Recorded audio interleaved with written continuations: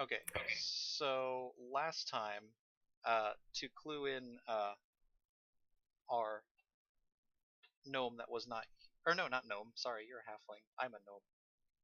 Wow. Yeah, I get short races confused. They all it's the same. Uh-huh. Uh-huh, I understand. Well, it's been fun, guys, but I gotta leave all of a sudden. Okay, so last time, what basically happened? Why am I drawing a blank? You want me to try summing it up? Because I'm looking at my notes from last session right Yeah, now. yeah. Go for it. Okay, well, basically, what happened last session is we raced back to Valaki because Rocky had a dream that Ireena seemed to be in trouble. She was wandering around corridors, just looking dazed and confused. And I think we all thought, but didn't come right out and say, she's in Strahd's castle. Son of a bitch came and got her. So we all raced back to Valaki to check on her and found her in the Church of Lathander where we left her. She was fine. She was not fine. Well, I was getting to that. I'm summing up, not you. Shut up, Duncan. Sit down. Okay. Anyway, so. I didn't say anything. Oh, hi, Kyle. You made it. So, anyway, she was fine. She was restless because she's been cooped up in the church and she's a teenage girl. You know, teenagers got to get out and teenage. So we picked her up and we took her to the tavern for a light lunch and some dessert. And we were talking to her. And as we talked to her, things just weren't adding up. And Duncan picked up on it first. This is not Ireena, this is an imposter. Because as we had entered Valaki, we saw these heads on spikes of these creatures that are rumored to be able to turn into somebody else. So Duncan picked up on it first. That's what's going on here. This is one of those things masquerading as Ireena. So anyway, we took the not Ireena back to the church and had the elderly priest cast Zone of Truth so we could question her and prove once and for all, is this Ireena or is this not Ireena? And we proved it was not Ireena. But she was not Ireena didn't choose to deceive us. She was being forced to by Strahd. And then all of a sudden in front of us, she screams, "He knows I told you." And her features began to change. They started melting.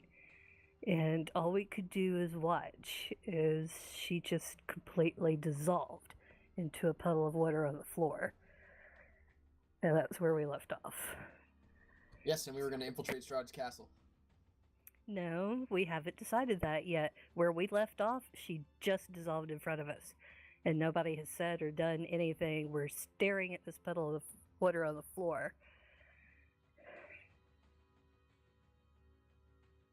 And that brings us to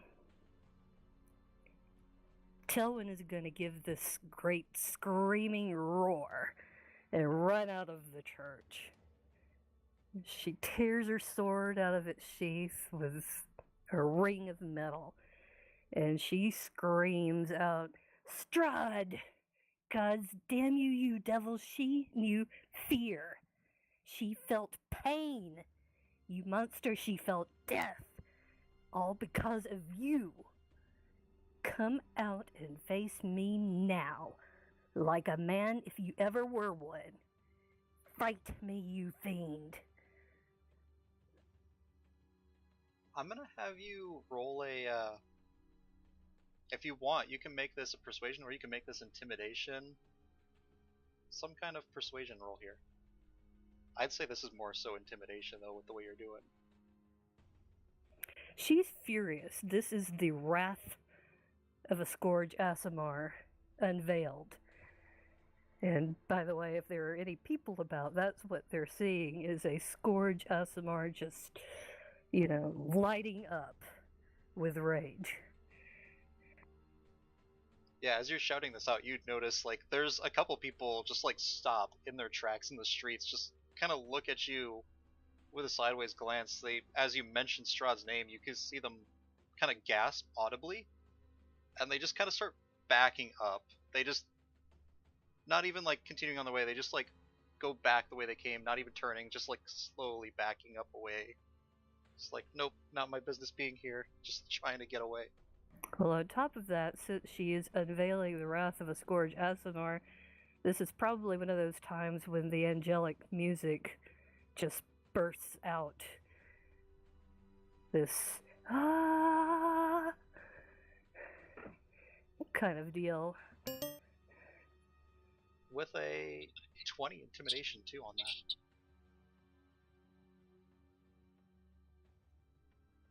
As you shout out into the sky, looking about the city,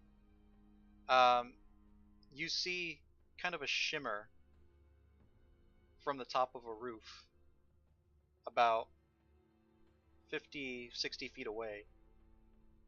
Up on the top of the roof, you see a man standing at the top of the roof. He's got his long, regal cape, majestic clothing, long, flowing black hair, the angular features. I don't tell, when have you seen Strahd yet? Crap, give me a minute because I need to think. I don't think Telwyn actually has seen him yet. I think she saw a picture, but not Strahd himself.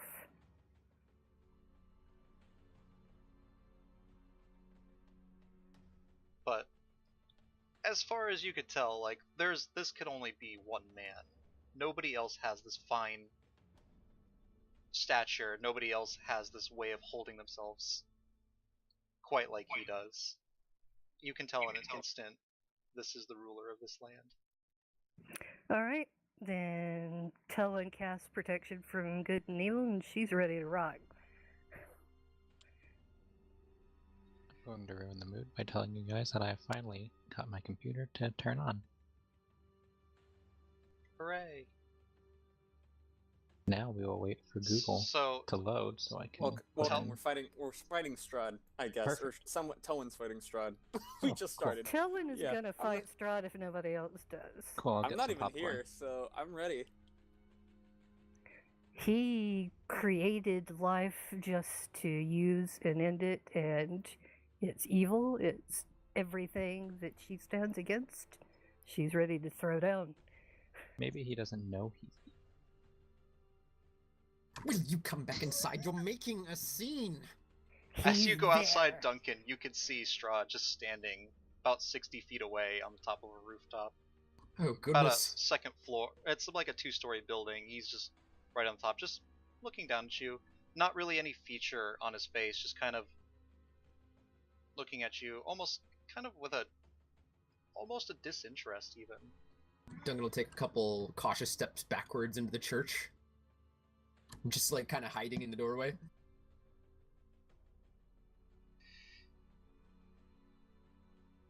He kind of sighs for a bit. Telwyn, is it? Teliswin Leolinthor, and I challenge you. Down from there now.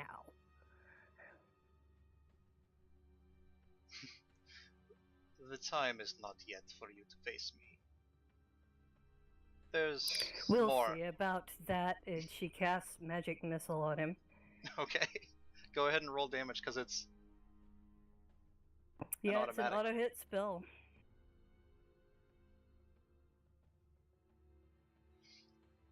as your missiles shoot out, they streak towards Strahd. You could hear Wait, like it would do a minimum of 4. I was gonna say that's yeah, impossible. that's Yeah. set to do 1d4 right now. It does. It's supposed to yeah. do 3d4. It's I supposed to do I 3d4 forgot plus I have 3, to right? roll it manually because I wrote in a reminder that it's 3. Yeah, so just click Missiles. on it. Click on it 2 more times. Oh, there should be a way to set it up inside your inside your character sheet, so it does it for you. Minimum it can do is 6, technically.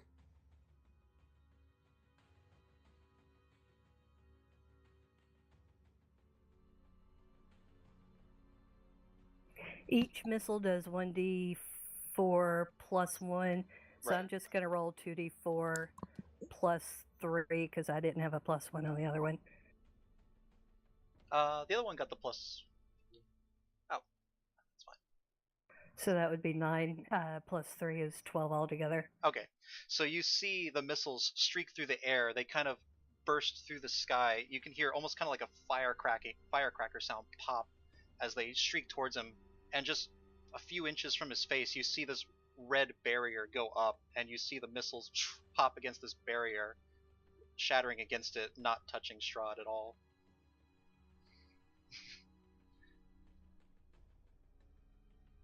Oh, is Duncan casting a spell too? I'm just testing it out. Okay. Like I said, the time is not yet. You are not quite ready to face me, and to be quite honest, there's more I would have you do.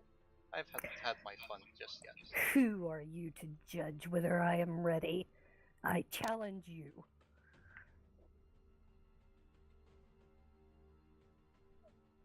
You don't want to fight me. Not right now. And as these words come across I you, think I do. as these words come across you, you feel this tugging at the back of your mind. You feel yourself thinking, do I? Well, that's the beauty of protection from evil and good. He can't do that. I'm protected by the spell. I don't even feel the tug. So remind me again, Protection from evil and good. He cannot charm or possess her while she's under the influence of the spell, and if he does attack her, he does so with disadvantage. So she's ready to rot. That's a pretty good spell. Right now. She wants to do it right now. I see that my words have no effect on you. Oh, how very perceptive of you. Now, do you have any balls left under those clothes?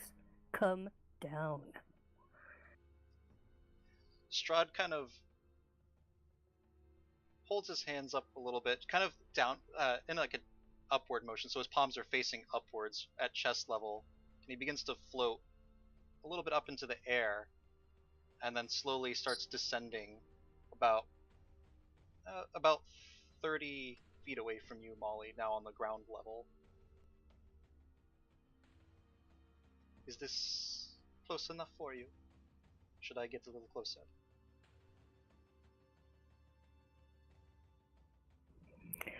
This is good enough. And she will turn on radiant consumption. Okay. So, radiant consumption bursts out. You see it, the light streak all around you, starting to gust towards Strahd, and you see once again the red barrier go up in front of him, bounces off completely.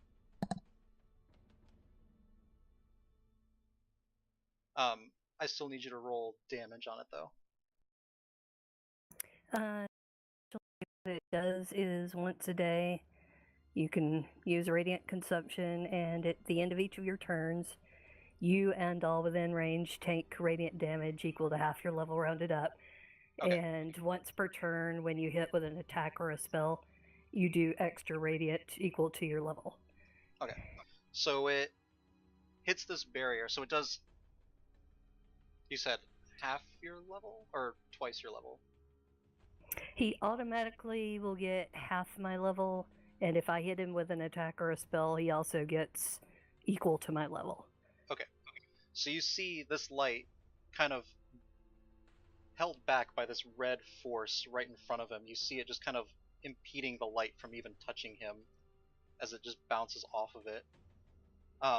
Is this the one where you still take damage from this though, don't you? Yeah, I take half of the half damage. Okay. So you still end up taking that damage. It doesn't seem to have any effect on him as he has this barrier up around him.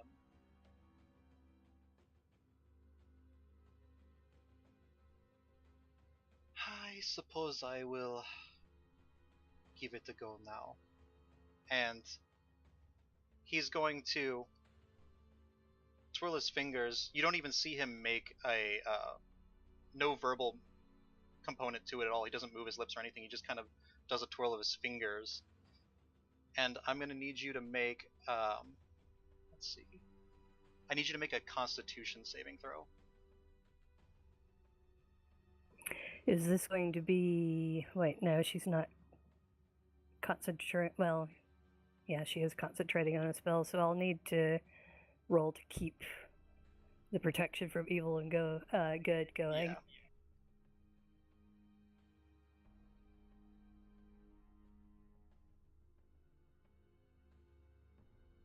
Okay, I'm going to use Favored by the Gods. Okay, that's probably smart.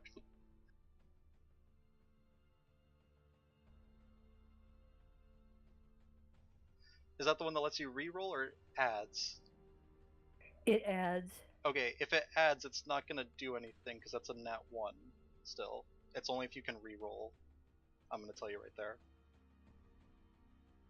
In that case, I probably better save it and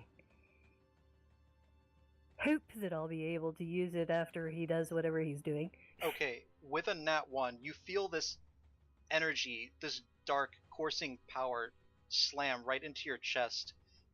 With a nat 1, you feel yourself take a total of 60 necrotic damage. Well, 60 is what Tilwyn had left, so I guess that means she's at 0 and falls down. So Telwyn, you see her just like get slammed by this dark energy. You see it just kind of power into her. You see her fall down onto the ground, her weapons clattering to the side. What really sucks is I had just taken the tough feat, so he just went through a whole lot of hit points. Can Rock step out at this point? And I want to stand in front of her and draw my comma and just try to intimidate him to, like, trying to make it clear to him that I'm not here to kill him. I'm just gonna save her. Are you crazy? Okay. Get back inside. So you kind of just like get in front of Telwyn, like kind of blocking her from him. Yeah, like kind of crouched, like picture in Avatar, like they're having the fight. Like I'm kind of crouched a little bit with my comma drawn just over her and directly in front. Like I said, Rocky, I don't want to fight right now. This was just merely a warning. Tell her, when she's ready, come find me at the castle. I'll be waiting there. Duncan, I will give him good to see you too. I'll give him a sly, kinky smile and say, merely a warning. Ooh, nice touch. And with that, he actually gives you a bit of a wry smile, Rocky, and you see him lift up into the air again, and you see him kind of vanish into like this mist as it streaks off across the city tops, going into the distance. When he's out of sight, I want to turn around and kneel over Telwyn and say a small prayer to Desna, and then I'm going to use my healing light on Telwyn, which is D6 healing. It's better than nothing. That's okay, she could cover the rest. 4. 4 hit points Okay. back. So She sits up. you grab hold of your holy symbol, Rocky, whisper a prayer to Desna. You can see this yellow glow go forth from your palm into Telwyn, and her eyes flash open. She immediately looks for Strahd. Son of a bitch.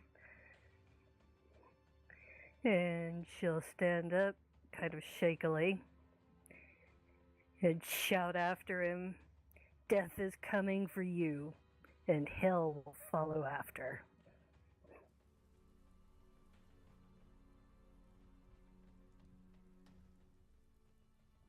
And then she heals herself. As you stand up amidst all this, Did you the say light kills rain starts herself? to follow. No, And she then she heals kills her- herself. And she kills herself. Death is coming for Okay, you. fuck, I guess you're dead.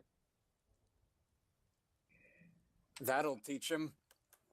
Use some logic, guys. She heals herself. As you are gathering around together, you hear kind of a familiar voice coming along the way, down from the west part of town. Just hear, it's just like a calm voice settling over, followed by a little bit of a light music trailing right behind. Mountan and Osman, as you come about the bend, you see some familiar figures huddled around together outside of a church. Wait, out of character real quick. So I'm looking at on my app just like a blank black screen. Is Me that too. Oh, okay, hold Is- on. I need to put you guys on the map. Osman is blind now. It's a new character trait. Yep, same. We both share the same character trait. Yeah, we're both blind now. Dude, no, we need someone that's deaf. Because Okay. I can't talk, Osmond can't see. Oh man, Wait, what did you say? we need someone see. that's deaf. What? Because He's trolling you right now. What? I can't. He's trolling you. I see what you did there. You're gonna have to sign language him over the chat real quick. Yeah. Can you sign? Okay. Backwards beetle, sideways fish, peace sign. Oh. Left Cool. ventricle. Right testicle. Enough said. And I hope you thought that was smart. See what happens when we antagonize him? Greetings, friends. It has been so long. Oh, wonderful. Why Talon is it that gives these you- two... Why is it that these two seem to show Talon up every gives time? you a contemptful look. Not all of us are cowards, and I exist to destroy the likes of him. I'm gonna turn to Duncan and cock my head to the side. Did I miss something? I'm going to turn to Telwyn and say, I exist. And then give Kanky smile and a flourishing bow. Just, I exist. And these two. And Talon will give Rocky a one-armed hug. Thank you. And thank you to Desna as well. Rocky you nods and saying says, thank you, Desna. Were you saying something, Duncan? Yes. I was wondering why you two always manage to show up just after the hard work is done. Well, if it's not that big of a bother, I am curious to what the mist cloud that you were talking to, what they wanted. That was Strahd.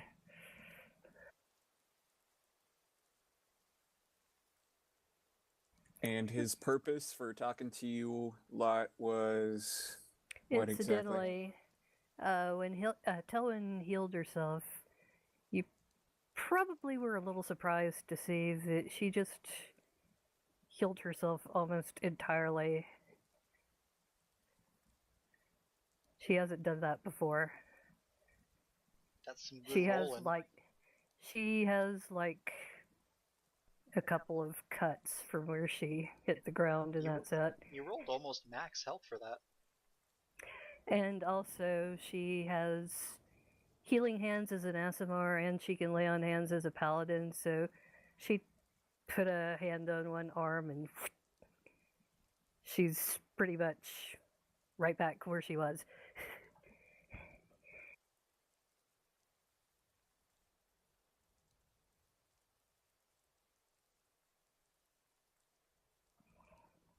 You might get the feeling that if she had not been reduced to 0, then she could probably do something like that a couple more times, and she might surprise Strahd the next time they meet. Well, As to you, be fair, the first time we took on Strahd, we were like level, what, 4? And we managed to get his barrier down. He had to run from us. He didn't have to run, actually. He was toying with us, but Inrieth doesn't know that. I was Inrieth at the time. Telwyn knows what Strahd is capable of, and she knows he got lucky. He managed to knock her out on the first try, but normally he'd need to work a little harder, and next time he's going to be surprised. Whatever you say. As you all are gathered around, you see a face peer around the door from the church. The wizened old face of Father Lucian peers out. Hi, is everything all right out here? Oh, yes, All right, everything out is here. fine. Everything is fine. No, There was a vampire attack. No, it isn't fine. I missed him. If you will excuse my language, I just want to know what the hell is going on around here. You and me both, Father, and I begin to step inside. I failed my first attempt Oh. to destroy Strahd. That's what happened. I see. And you have new friends, I take it? Hello. And he looks down at you, Osman.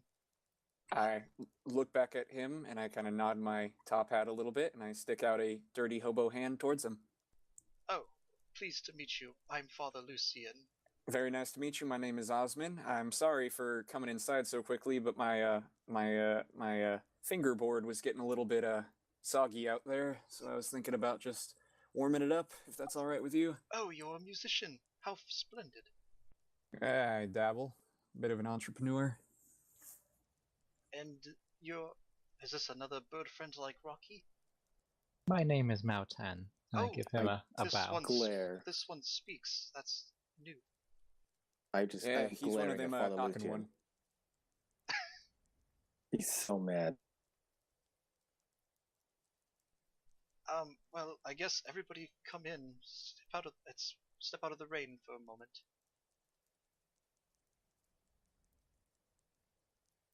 I'm gonna walk inside, and when I get before I walk into the doorway, I'm gonna put up my feathers, my wings, and kind of flap it around a little bit, get some water off, and then like a bird getting out of a bird bath, and then I'm gonna walk inside.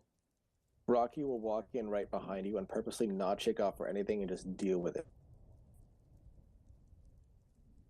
As you look around inside, you see there's also a rather large puddle on the floor inside this church here.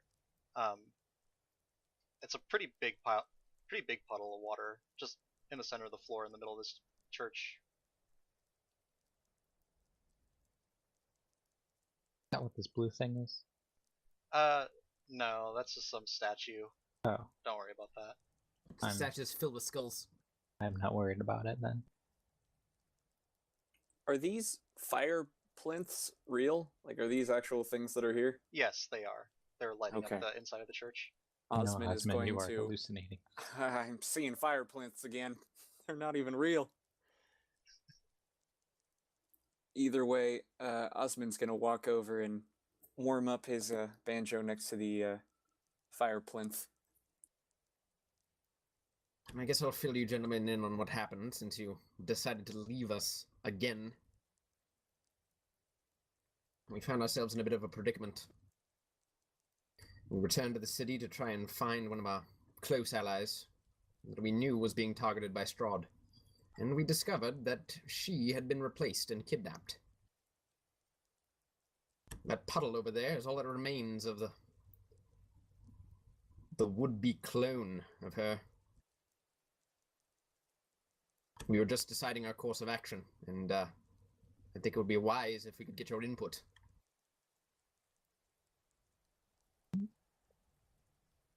Well, I personally don't know this friend of yours, but if it is somebody that you care about deeply, then I believe that you are in the right to go rescue her as soon as possible. And I concur. the long and We short of it must. is, the long and short of it is that her name is Lady Ireena, and she seems to be the embodiment of Strahd's obsession with a woman he knew long ago. She is, and we cannot let him keep her prisoner. It may be too late, but if there's any chance that we could save her, we must go. We suspect that she's being held at this castle. But as you both know, that's probably not the wisest place for us to journey. At least not without considerable preparation. Osmond scratches his chin and goes, Look, well, I can't say I'm the wisest person, so this decision sounds just as good as any. I'm just happy to be here. Rocky's gonna pull out his little pad of paper and start writing furiously and turn it around to Duncan and just say, didn't Telvin just get beat by Strahd? With a little question mark. Yes, but that was simply because she antagonized him. But notice, mind you, that he did not kill her. He had the opportunity. We serve a purpose here in this land for him. And I think that even if we did find ourselves confronted with him in his castle, Rocky will that take if his we would notepad be back. safe from danger, safe from death, at the very least. Fool. Rocky writes down and turns it around and says, when you rob people, they kill you. Well, I mean, in an uncivilized society, maybe, but, you know, where I come from, we just put people in jail and make them pay recompense.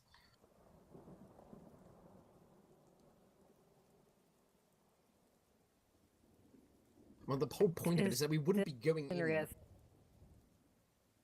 We wouldn't be going in, you know, obviously. We would be sneaking into the castle.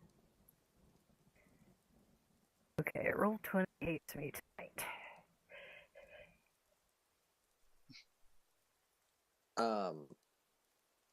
Rocky just writes down, not a good idea, and turns it around.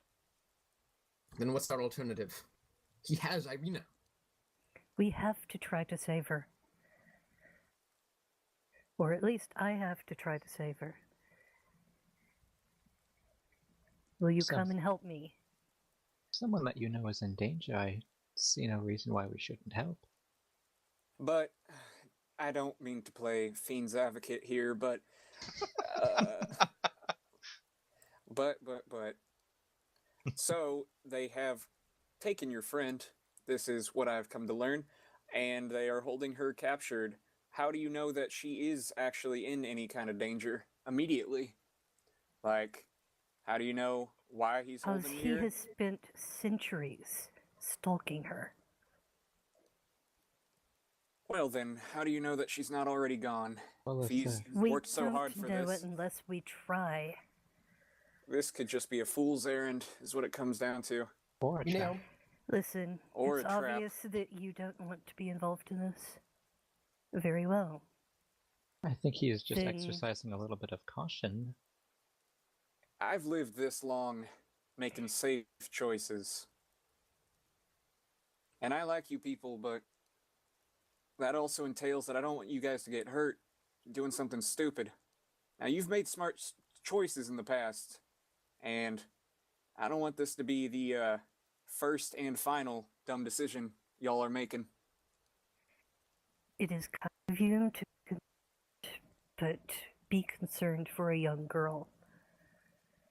I am over 500 years old. I have already died. I am not afraid to die again. And that little girl needs my help. She needs the help of any of you who will come with me. But if you won't come with me, I will go alone. perhaps we should give what Osmond said some consideration. You know, there is actually some, as reluctant as I am to admit it, there's some sense to what he says. If he's been stalking her for this long, then perhaps his goal is not to kill her. I mean, he's been as obsessed with He her as you guys claim. is Why would he want A to hurt her? vampire. What do you think he wants with her? He wants to make her a vampire, and the two of them be together forever. Father Lucian kind of raises a finger. If I might be so bold to say, I do think that she's not in danger of physical harm, should we say, but rather emotional well-being is in danger. You see, Strahd, from what is known about him, he loves to collect beautiful things, collect beautiful people, make them his own. I would suggest caution, but I would also say there's no telling how much time she has before. For consideration, you love beautiful things. If you like to possess them, what better way to do it if you're a vampire than to make the beautiful thing another vampire so that it cannot die? Patrick, can I make a check to just like I'm just trying to think here. Can I like try to think up any vampire lore that I know about? Is this like a ritual that it would do to turn her into a vampire, or is this just like a really quick process? This would It's be quick. He can if drink it, her blood and for that's vampire it. for vampire knowledge. I would say roll nature, just to know because Okay. he's a creature. It's a type of creature type of thing. Sure. Because it's not. I would say it's kind of religion, but it's not.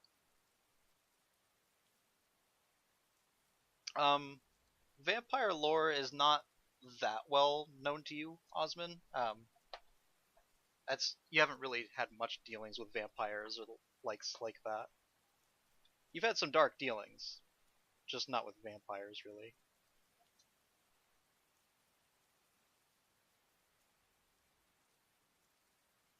Look, I don't know enough about this threat to say one way or the other what the time frame is. So I'd like to think it would be longer than it'd be sooner, but I can't put any cards on the table.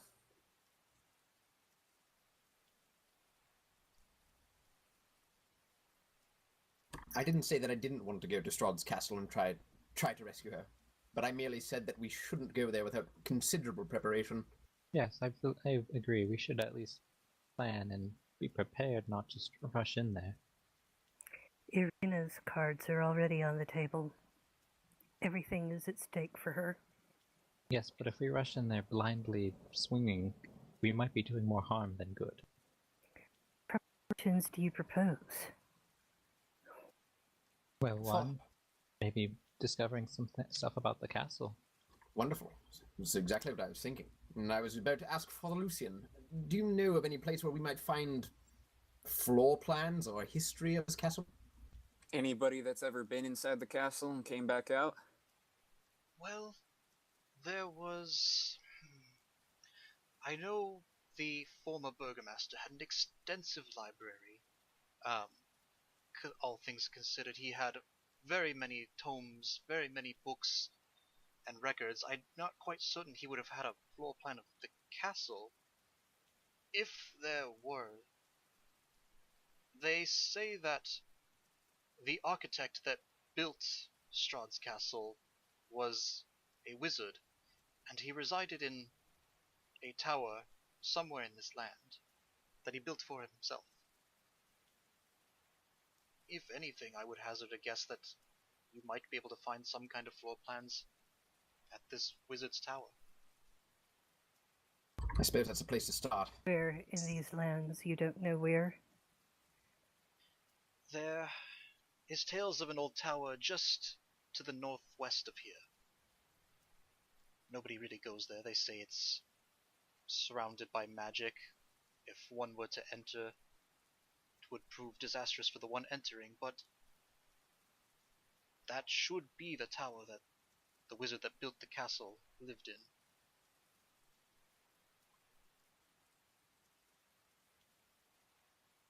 And you said there was also a library? Yes, the Burgomaster's mansion, and happens to be our place of residence in this fine city. I highly doubt he would have floor plans of the castle there, but you But never know what you might find. But we might find But I histories know about someone- the castle and maybe information about this tower. Who knows where the tower is, if anyone does?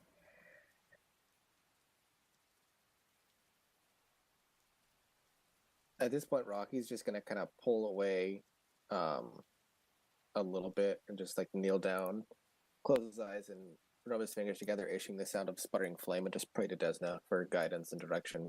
And also, maybe if Desna knows where the fuck Ireena is, to like, get him in on that action. I'm going to go speak with the ranger I know here. Would anyone like to come with me? Who is this ranger? Okay, out of character, Molly has briefly forgotten his name, so I'm trying to find... Patrick, do you happen to have it handy? I don't specifically. I don't think they're even particularly in town right now. Like, they'd probably be out hunting, but... Well, there's only one way to find out. That's to go see if they're at home.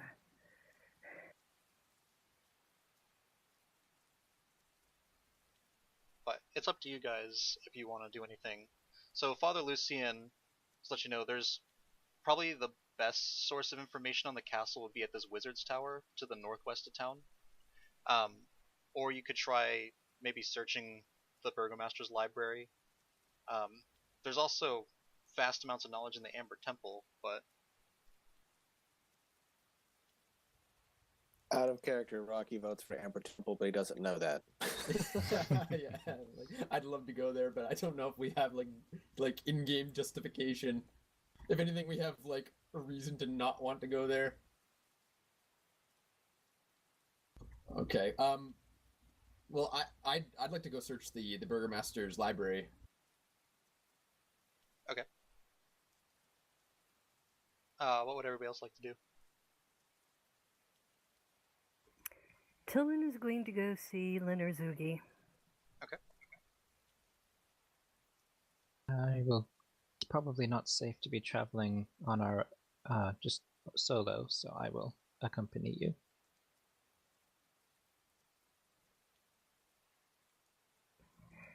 Apparently Strahd wants to play with us, so I don't think that we're actually in any danger. It's the girl who's in danger. You never know. Better I safe don't than mind sorry. getting to know you better in any case. Patricio, can I roll a religion check to see if I get any insight from Desna? Okay. What are you wanting to know in particular? I want Desna's guidance, and to see if Desna knows what the best course of action for us is, and or if there's a way that Desna could point him towards the Amber Temple, then I could use that in character, unless Desna doesn't think that's what we should do. Just insight, because I can't think of what to do, but Rocky wants direction. Okay. I'm going to say that you could take some time to kind of try and look for some insight into Desna's words, try and listen to her for her voice to see if she has any guidance for you at this moment.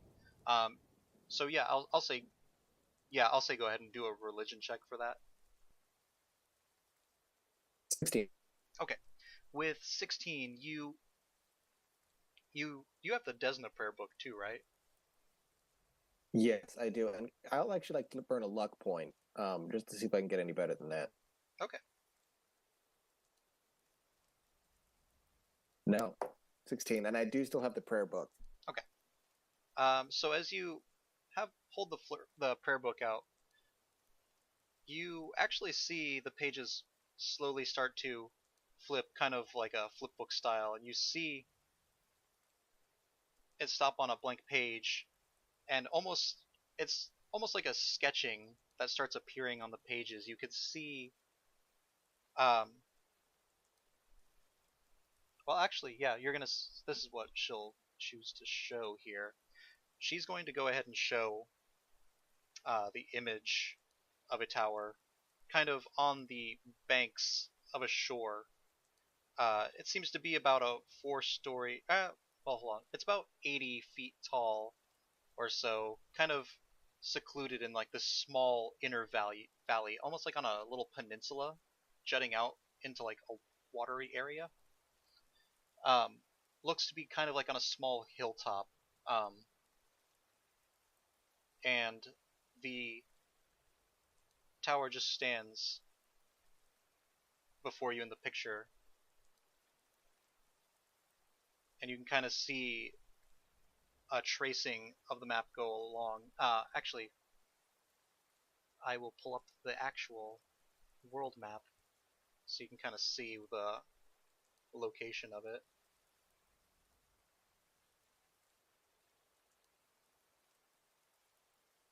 I think the GM wants us to go there, guys. Rocky's first words. You don't have I to. don't know how. I feel like maybe God wants us to go to the Amber Temple. Your god's showing us the old tower.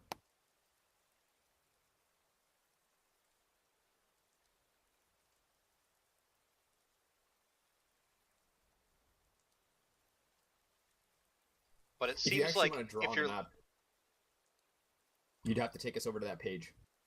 Well, we have it's if you check the handouts tab, that we have the map of Barovia right in there. That's what I've got pulled up. So, should show up right here.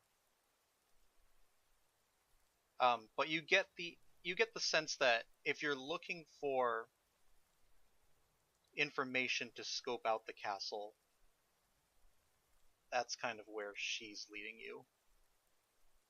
Okay, I'll wait till everyone's together to divulge that, and in the meantime, just thank Desna for everything and for being a gem, and start pondering and asking for her guidance on what to name my spear. Okay. So at this point, Telwyn and Mountain, have you gone to check where you are going to?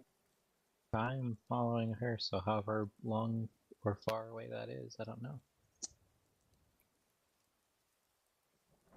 We're the first people that Telwyn met and befriended in these lands, so she knows where they live. She's just going to their house to see if they're home and if he thinks he'd be able to lead us to the Wizard's Tower.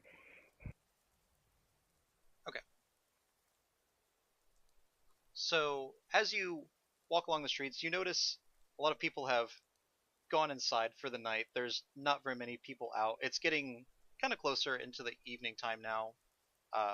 It's a lot darker out. You and Mountain are just kind of strutting through the streets. By When- the way, is this during the week or is it the weekend? This would be during the week. They should be at home then because it's weekends, pretty much, that they do their werewolf hunting. As you go up to the house that you know that they reside in, you can see there's no lights on in the house itself. As you go up, there's like a small gate. You kind of open it up, kind of creaks a little bit, and you walk up to the house. It's a decent house. It's not fancy or anything, but it's well kept. There's like actually a small garden to one side. It's a little two-story house, got brick walls. It's kind of fading color to it, but still generally decent house. No lights seem to be on. You do notice that there does seem to be a note taped up beside the door. How dark reads, has it gotten? It's like evening time. There's a little bit of light in the sky, but not very much. There are street lights on. Telwyn will just cast the light cantrip in one hand and hold the other. Use the other to hold the note and read it. Okay, so you hold the note up, and you can see that it's addressed in the scrawl, or it's written in the scrawl of one of the hunters that you know of. His name was Lenner. You can see it says that, if you are seeking our business, we are currently seeking a lead on Kirill Storovich, the leader of the foul leader of the pack of werewolves. We're not sure when we'll be back, But if we were to kill him, it might end the werewolf menace. If you're seeking our hire, please leave a note inside. I should also mention there's a slit in the door for putting letters and such inside as well.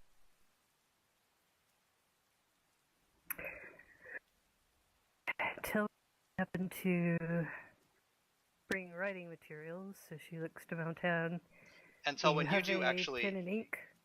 I might actually. Let me look in my knapsack. until when you would actually recognize the name of Kirill Stoyevich. He is known to be one of the werewolves that leads the pack, actually, in this land. But he usually doesn't show himself too close to the city. He prefers to let others do his work. You know that the rangers over here have been trying to kill him for a long time and Yeah. have never really been able to find too big of a lead on him. So this actually is kind of huge that they have actually found a lead on him. I do not have paper. I'm gonna turn around. Is there anyone in the streets currently? You guys could just use the paper of the letter that was on the door. Is Blood? there anyone in the streets, Patrick? Or nearby a house or something? There's no people currently out on the streets. I mean, there are houses around. You could knock. There are Is there some like with a lights on. house? Yeah, I'm gonna walk over. After I say that, I'm gonna just quickly turn around, scan the streets, and then go to a house and knock on the door. Okay, so you knock on the door, waiting patiently. You can see the curtain to the house kind of flap open. You can see a face, a scrunched face, withered, old face looking out at you. It looks like a human male. He's just kind of squinting out at you from behind the curtains through the window. And he kind of closes the curtains again, and you could hear a little bit of shuffling coming from inside the house, and the door opens a little bit. You can see there's a chain keeping it from opening all the way on the inside.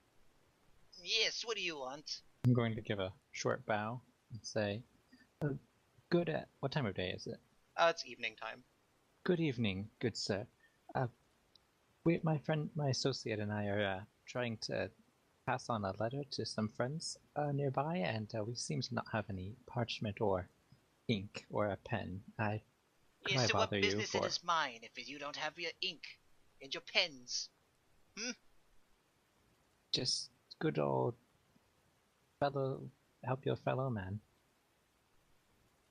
Help your fellow man, eh? Mountain, I want you to make a persuasion roll. I think I love this guy. I think this is my favorite accent I've ever heard in my life. I will This is give the you best. a. This is the best NPC I've ever heard. I will give you a I gold got a, coin if I may I make got a use of your 17. pen and ink. With a gold coin, Telwyn, you can add a persuasion too. It might lower the DC a little bit if you're offering a coin. God. The dice hate me tonight. I'm afraid to roll. Hey, but you offered a coin, so it might lower the check a little bit. Oof. Oh, See, I told you. it I looks got it. 2 gold coins? 1 gold coin. 2. I just upped it to 2. Do I look like I'm that low behind on money that I am eagerly desiring 2 gold coins? Not at all. She just simply really needs to get this letter out. It's a desperate moment for her. You know how it is. If it's that desperate, why don't you make it 3 gold coins, and maybe I'll say something. Maybe I'll get you something. For you, good sir, 4 gold coins. 5. Oh. Yeah. Oh, wait. No. 5 Oh. will do it. I 5 suppose. gold coins. You can see, like, one you piece of see, parchment. you see and as you the mentioned use of 4, and quill then ink. you see as you mentioned 4, and then 5. He gets super excited, like really eager. You can see his really beady, squinty eyes just suddenly grow huge, and then all of a sudden he tries to maintain his composure, acting all nonchalant about it. Yes, I suppose that'll be fine. 5 gold coins, and he just slowly puts his hand out through the crack in the door, sideways at first so he can get through the crack in the door, and then flips his hand palm upward. Well, you see, the problem is, I really would feel better if you brought a piece of parchment and quill and ink to the door so we could complete the transaction right here. You see the hand slowly backing up, kind of tilting to the side again, just kind of inching its way back inside the door. And then slowly go all the way back through inside. Let me see if I got some. One moment. And he just wait right here. kind of just abruptly turns about face, kind of leaves the door hanging a little bit slightly ajar. You hear him waddle. You can see now he's, like, through the crack in the door, you can see he's a rather plump gentleman. He just goes into a side room. You hear, oh, this is for shopping. No, I can't get that out. And you see him come back finally. Paper. Right here. 5 gold coins? The use of quill and ink as well. Or at least ink. I'll pluck out a feather from my arm. Ouch. He just watches you pluck a feather off your arm. Just kind of does a double take. Telwyn You see his winces. eyes go a little bit large again and then go back to their squinty, beady selves. Yes. Take the paper first so I can get the ink. I will grab the paper All right. in my other hand. One moment. He just waddles back to the side room. Now where did I put that again? No, that's that's milk that's been sitting out too long. Oh, here we go. And he brings it back. All right. Same time now. Gold for the ink. Yes, and Telwyn counts out 5 gold coins.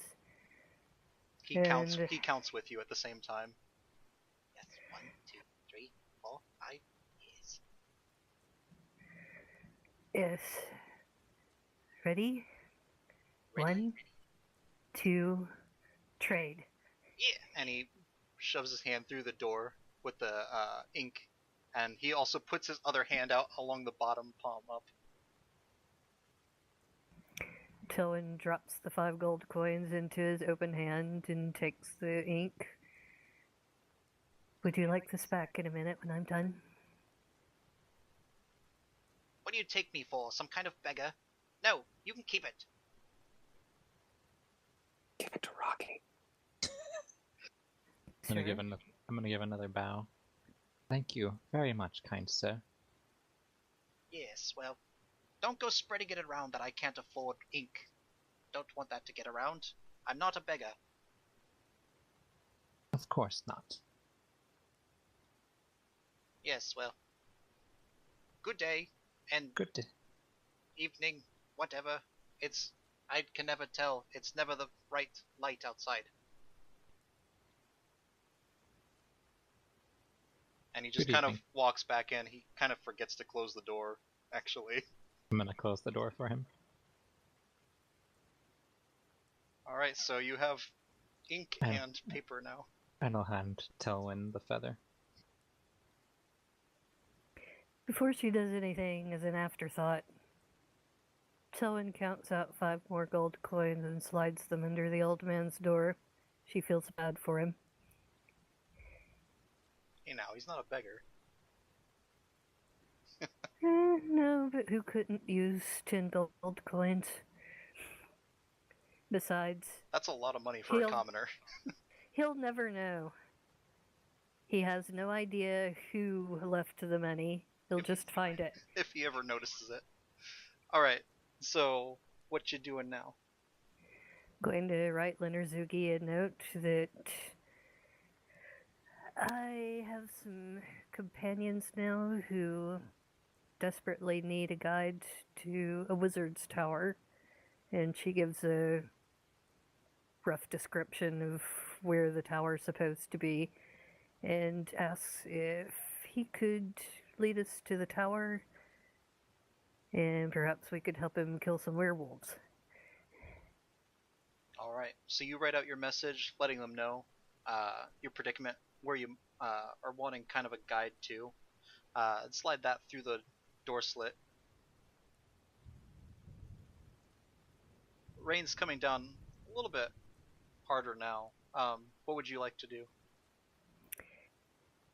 I have some very expensive ink, and I don't do a lot of writing. Would you like it, Melton? You can hold on to it for now. Perhaps we can use it later. Perhaps so. I think this is all that we needed then. Should we regroup? Yes, let's go back to the group. And as we're walking back, you can feel free to give anyone else some attention. So what are you guys doing at the church during all this? No. I was gonna go back and investigate the books in the Burgermaster's mansion. Alright. I was going to hang out at the church and talk to Father Lucian a little bit more. I will hang out at the church and not talk because I can't. Boom. Alright, Osmond, do you have anything you want to say to Father Lucian? Yeah, I'm just going to keep chatting to Father Lucian. I'm kind of going to not... Osmond's probably not going to even notice that they left. He's too, focused, holding his banjo extremely close to the fire and just kind of making sure that it dries out evenly and perfectly. And when he looks up, everybody's, for the most part, kind of just gone. I don't know what Father Lucian is doing, though. Or would he... He's kind of pacing a little bit nervously. He seems worried. I mean, he's grown to care for Ireena during this time. It's certainly unsettling to learn that she was a fake for he's not even sure how long now, and the fake suddenly just get destroyed like that. And then he looks over at you, seeing you holding your instrument up to the fire, and goes, Are you sure that won't damage that? I feel pretty confident that it will damage the instrument. Why? Oh, just wondering. You're holding it next to a fire. I just didn't know if that's practical or usual practice. I don't play instruments, so I don't really know.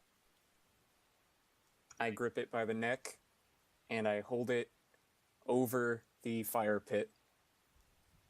And I go, you want to see a really cool trick? And Osmond just lowers it into the fire and then pulls it back out completely fine. Yeah. You see, the fire actually bursts up for a moment, a little bit, seeming to engulf the instrument, and then kind of fades back down as you raise it back up. The instrument is completely unsinged, no damage whatsoever. And then under the hat, I just kind of cock him a little bit of a cheeky grin, and I go, it's a pretty neat trick, huh? That's quite fascinating. It's a curious design, too, if I may say so. Yeah, so you're, it's nothing. So you're, close to the girl, right? And I just start playing a tiny little tune while I'm in here. Yes, well, I suppose in the time that she's been here, she's become somewhat of a daughter to me. Interesting. And you had no idea that she was, replicated, duplicated, whatever happened? No, she seemed perfectly recreated. I couldn't even tell the difference. She seemed to know everything that the old Ireena knew. I mean, maybe there were a few inconsistencies here or there, but I never even connected the dots like the rest did. And you would tell us if there was anything going on that we should know about, right? You're not hiding anything from us. Absolutely not. I already told the group about how there were some suspicious fellows here a few nights. They are the kind that goes to those meetings that Lady Fiona holds, but they came here seeking to attend the services, and I don't like to send people away if they're seeking to attend services. I thought nothing of it really. I kept my eye on them the whole time and didn't see anything, but other than that, I don't know when any other time she would have been replicated. Maybe during the night when I was asleep. I want to insight check. Okay. I want to insight check for nervousness. I want to check for anything that he could not be telling me. Okay. Any reason he'd be afraid. You can roll, yeah. Oh, it's great. It's a 3. He seems hard to tell. He's an old man. Humans are kind of weird. Their features are harder to read. They seem to be more guarded. All right. Well, since I didn't get what I want, I'm going to just keep playing my instrument and just keep chatting to him. I'm gonna have him make a wisdom saving throw. Oh gosh, okay. What's going on? Well, hang on. Let me read this real quick. Blah, blah, blah, blah, blah. If he succeeds, he has no hint I just tried to do to him, so I don't... Should I just tell you what it is? Yeah, or... go for it. I'll still have him roll. Okay, it's a bard thing. It's the college thing. It's a fear effect. It's for frightening him. All I have to do is talk to him for at least a minute. There's no, clear indication of what it is. I just chat with him, and if I'm at least talking to him alone for a minute, it says it begins to seed paranoia and fear into his mind, and at the end of the conversation, he has to make a wisdom save or he's frightened of me. Goodness, that's dark. Okay, so it's a wisdom save? It's a wisdom save. Alright, let's see. Just have a steadily... That's a 15.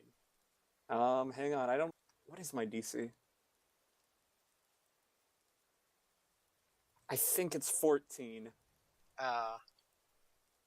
If It'll probably be 8. 8 plus your modifier plus whatever stat. I mean, even if it's 14 or 15, he still makes it though. Well, he has no idea I just tried to do that then. Yeah. We're all right. He's looking around kind of nervous, and he just kind of shakes his head a little bit. Well, is there anything I could get for you? No. I think I'm just gonna hang out here for a little bit. Rest up. Okay. Well, I will be in my chambers. And he starts to go back into his room. So, Duncan, we're gonna go ahead and jump to you over at the mansion. Right. So the library's on the first main floor, right? It was up on the second floor. Okay. Well, Duncan kind of walk in to this library and just realize that there's a massive wealth of knowledge and books that he has to read through, and he doesn't want to waste his time doing it. So he's gonna make the decision to go upstairs and find our good friend Victor. Oh, okay. So you go to the room where Victor is currently chained up in. Oh wait, no, he's not actually chained anymore. I thought he was. Oh yeah. I couldn't remember if they had unchained him or not. No, he's still chained. Yeah, he's up But there. it won't be long.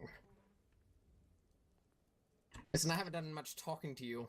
I believe this is the first time we've interacted. But I need your help.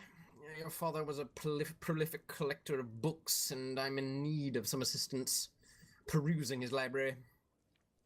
He looks up at you kind of with a curious look in his eye. Just kind of raises an eyebrow at you. Let me put it this way, it would go a long way towards your little journey of redemption, from what my friends have intimated, that this is something that you're working towards, so perhaps helping me, I could put in a good word. Kind of wrinkles his brow a little bit. And then he looks at you again, points at you, and then points at his mouth, and then kind of makes a gesture, kind of like words coming out of his mouth. I don't need you to say anything, I just need you to help me look. Simple as that. Not For what yet. it's worth, we did tell you about the arcane mark on his tongue and his shoulder. Duncan's well aware of that. It's a simple yes or no. I'm assuming that you can nod. You can shake your head for no. He'll shake his head yes. Wonderful. Now, a little bit of a caveat to this. Don't try anything funny. He raises an eyebrow again, and then he nods. And trust me, if I had it my way, you wouldn't be in here. You'd be 6 feet in the ground. And can I do that as an intimidation? Yeah, go for it.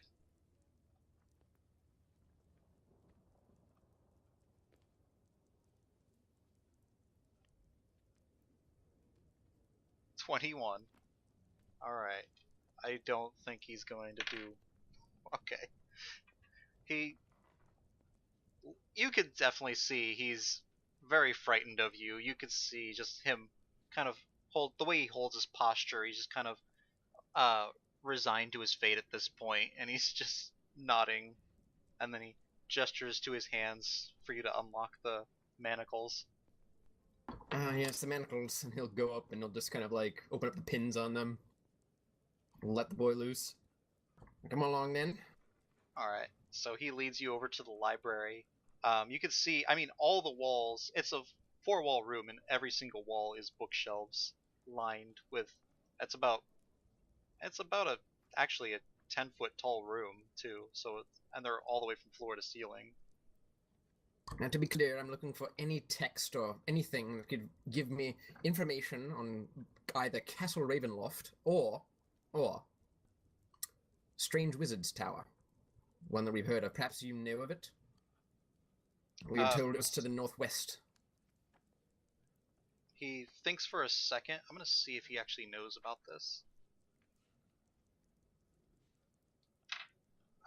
He kind of shakes his head sadly when you mention the tower, but he begins starting to look through all the different shelves. I'm going to have him roll an investigation to see if he could find anything of help to you. If you want to do a combined investigation, I'll have you do that right now. Sure.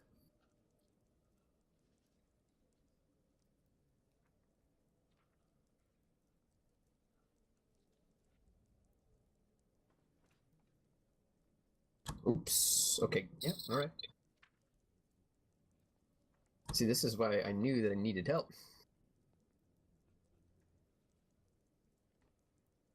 So you got a 13, he's got a 12.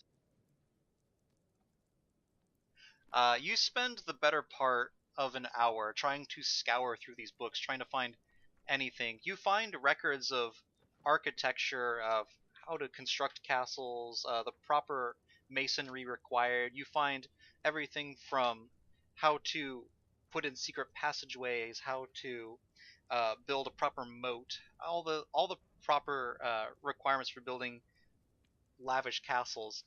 Nothing on Strahd's castle itself, and nothing that would regard the wizard who built it. Well, that was a fruitless endeavor. Do you have any ideas? Any suggestions? Kind of ponders for a moment. You see him kind of scratching his chin. He's going to... I think he's going to try and... Well, no, he can't do magic without his verbal stuff right now. He's gonna shake his head forlornly because that was like his best bet. And I thank you for your effort regardless. And I will be informing my friends of your service.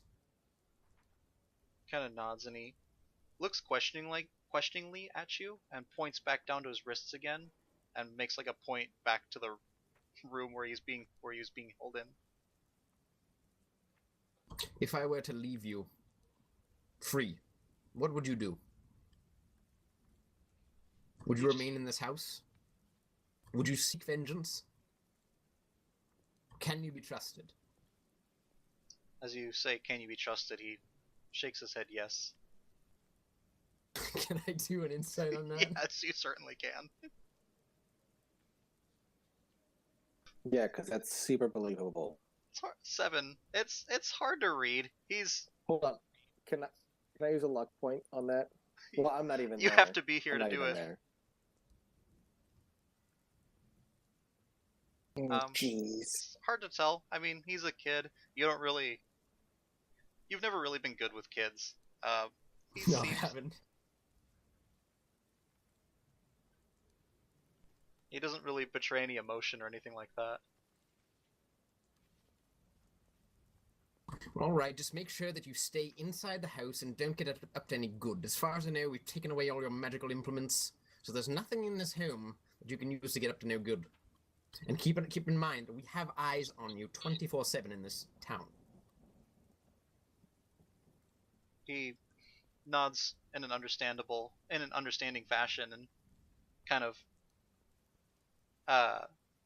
gives you a thumbs up, and then he goes back to kind of looking through some of the books again in the library.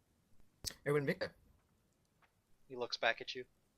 should you betray us, it won't be me that you have to answer to. It'll be my friend. You know, the one to whom I refer. You can roll another intimidation, this time with advantage.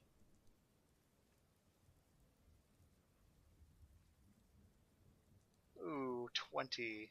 Yeah. He remembers very well what Rocky did to him last time he tried something. He remembers all too well. He looks down at the scar on his chest and just kind of shudders a little bit and nods again. Do not make us come looking for you. And perhaps the next time we find ourselves back this way, we can get your voice back. And then he'll nod once more, and then he nervously goes back to the bookshelf, just keeping an eye on you again still. Alright. That's that. Alright, and then we'll say during this time, I assume everybody meets back up again at the church. I would like to do a thing, if that's okay. Yeah, Not gonna magically appear in the house and throw him back in chains, are you? Yeah, no, I want to magically appear. Like when Victor leaves the room, I want to be like right behind him, and I'm just gonna lean and say, "I will be there," and then I kill him, like I did that one guy. Rocky, the No, creepiest really bird. no. I am the creepiest murder bird, and it's amazing, and you just love it. I want to kind of, after praying and all that and saying all my religious mumbo jumbo bullshit, I want to go to Ireena's room and just like look around, see if I find anything, anything of hers, anything useful, any trinkets, anything. Like, what do I find? I will roll whatever you want. That's gonna be an investigation check, just as you look through a room, see if you could find anything whatsoever. 17. Okay. Ooh, okay. As you look through, you could see, she's kept the room pretty well. You could see, various, books that it looks like she's been reading. You could just see, like, some of her clothes set aside neatly. Her bed is not made currently. But you notice there's a small, dresser to the side, and you notice there's actually what looks like some kind of note on the bed side, like on the dresser by the bed. I want to read the note. You look through it. You see there's like a lot of lines scratched out. It looks like she was like writing something and she just kept trying to like get it right, but kept scratching out what she was writing. And you can read in the script, trying to put this in the right words. I just don't know fully what to say. I feel so trapped in this place. I feel so alone. And I know that's being selfish. I know that you all have done so much for me and to keep me safe. I know that all of you care for me, and I must admit that I've grown quite fond of all of you, Duncan, Rocky, Enrieth. I have no words with which to express my gratitude towards you, but I just need to get out for a bit. Father Lucian keeps me busy, but there's only so much I can do here before growing bored. I need a night out on my own. I just need to see. I'm terribly sorry, and I apologize, but I promise I will be safe, and I'll be right back here. I want to put into words the thanks I have for you. Especially you, Rocky. You've done so much for me, and you've protected me through all this time, and I know that you will always be there protecting me. You're always going to be, for lack of a better word, my savior. Don't ever leave. Don't ever believe yourself inferior. I know that you think that I think less of you, but I really don't. Anybody would have done what you did in your situation when someone like Strahd approached you. I know that you are faithful to your friends and to me. Don't hold yourself responsible for any kind of moments of weakness, because your greatness outshines those moments of weakness. You can see it. The letter has been rewritten so many times trying to get the words perfect, and then in her little fancy handwriting at the bottom, you can see Ireena's name signed at the bottom. Well, now that Rocky, his heart is broken, I'm going to take that letter and I'm going to keep it and tuck it into my cloak. I'm going to fold it up and put it in my tunic close to my heart. And is there anything else there that I can find? Anything that she's left behind? You notice that the armor is not there. The armor that she normally wears is not here. Also, the weapon that you left behind for her is currently not here either. Okay.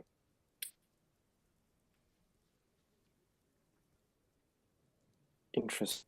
Okay. You notice a lot of the books that she's been reading seem to be fictional stories of people going off at adventures, fighting monsters, fighting creatures, becoming heroes, things like that. She has quite a few of them that it looks like she's been reading through, and you know she kind of has that idealistic thing of like she's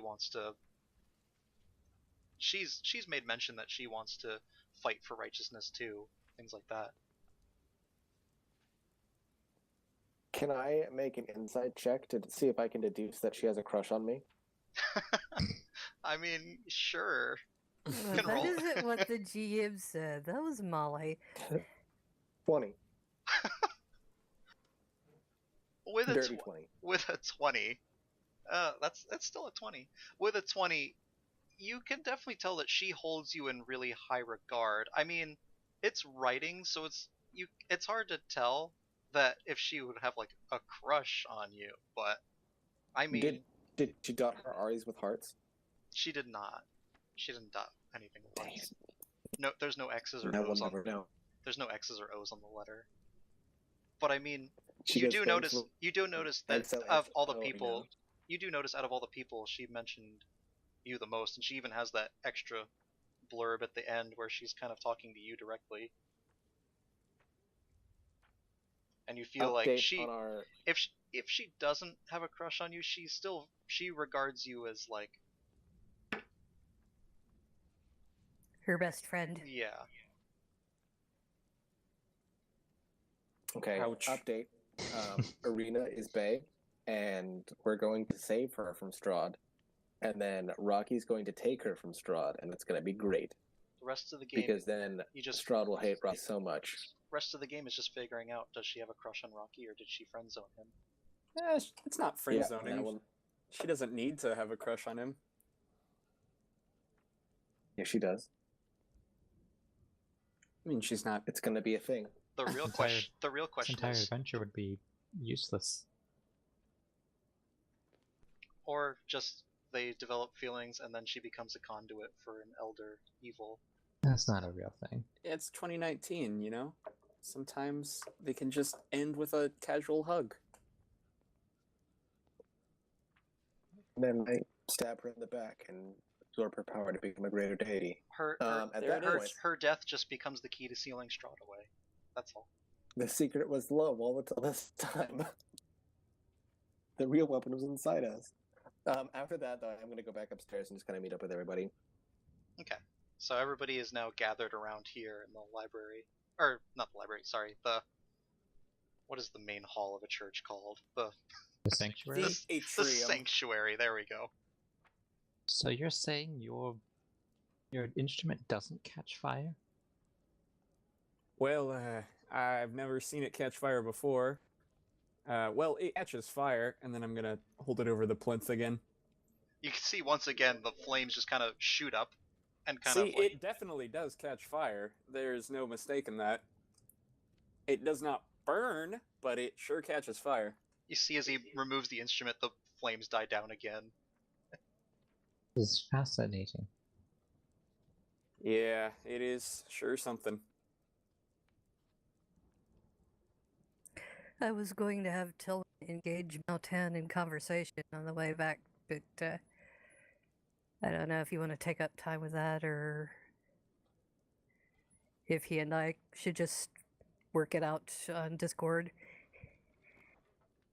It's up to you guys, whatever you want to do here.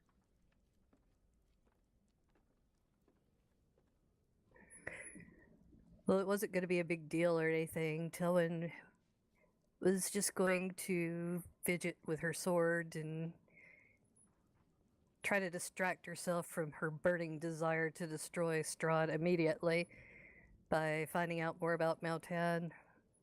Ask, where did you grow up? How did you decide to become a monk? All that kind of get to know you stuff. Well, I grew up in the Republic of Dominaria. Born and raised. I was actually raised in the monastery. My parents they died before when I was very young. Some sort of sickness. I'm not exactly sure. Monks didn't tell me much. So I've kind of just been a monk all my life. I'm sorry for what happened to you. Oh, don't be. There's no reason to be sorry. But there is. There are pieces of you missing, things that you don't know about yourself. I know myself very well.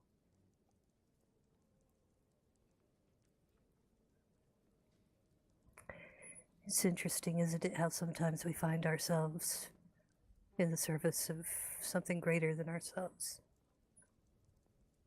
Yes, well, there is lots of that in the world. I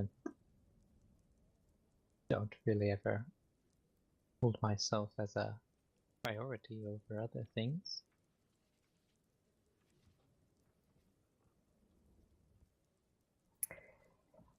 What do you serve? What is your guiding light, as it were?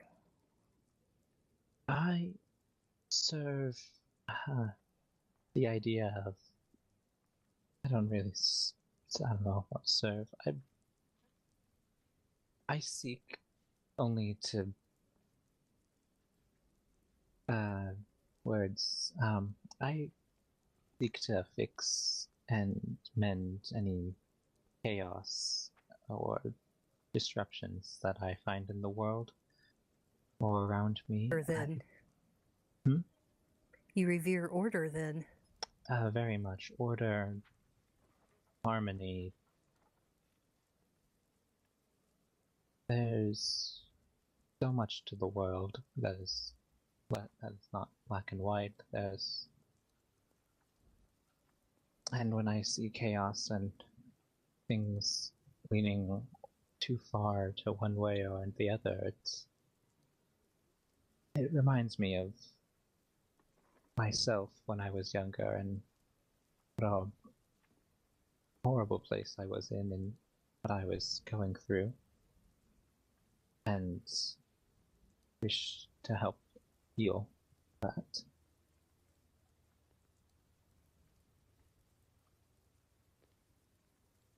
That's a glance at. You're reminded of what you went through when you were younger. You cut out What there would at the that beginning. have been? What did you go through? I'd rather not. No disregard, but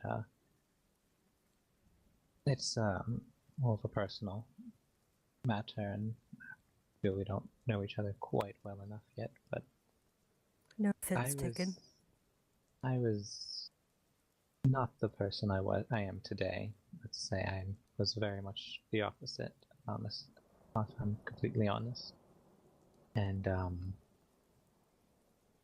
Hot-headed yes, youth. something like that. I too was a different person once. I understand.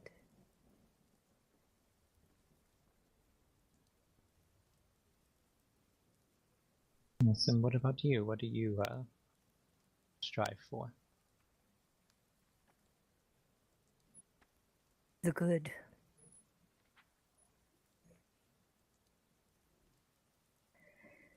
Good? Good of Yes. what? Well, I as well value order. I value kindness and healing, purity, nobility, always striving for better for all.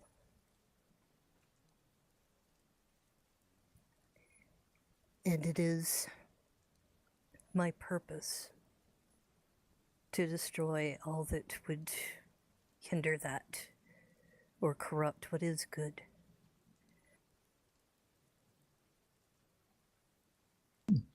It's quite a calling.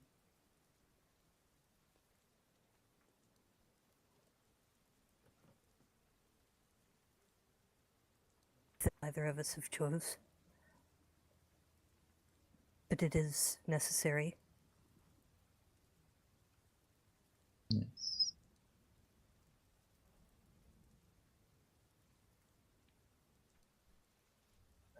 And Tillin flashes you a smile before we go back inside the church. She feels like she knows you better now. And so, as everybody gathers, Rocky comes down as Montana's commenting on Osmond's undamaged instrument in the fire. What would everybody like to do? All right, what did everybody find out? The hunters are out of town. They are hunting a werewolf, apparently. I couldn't find anything inside the Burgomaster's library, unfortunately. There is one avenue of guidance that we have not yet considered. I hesitate to even call it guidance, but in these lands there are strange laws. There's a small camp of those gypsy people to the south. And among them is A young girl blessed with foresight, which has proven to be quite accurate. Perhaps we could go there to find out some sort of direction, or at least insight into what is bound to come against us in the future.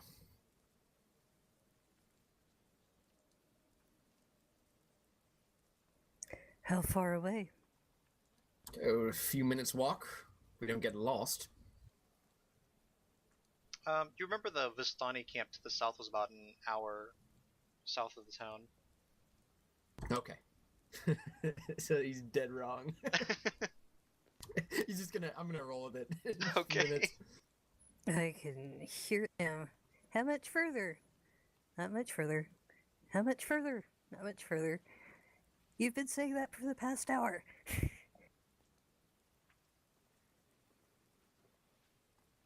Anybody else want to give any other information that they found out about, or any suggestions that they want?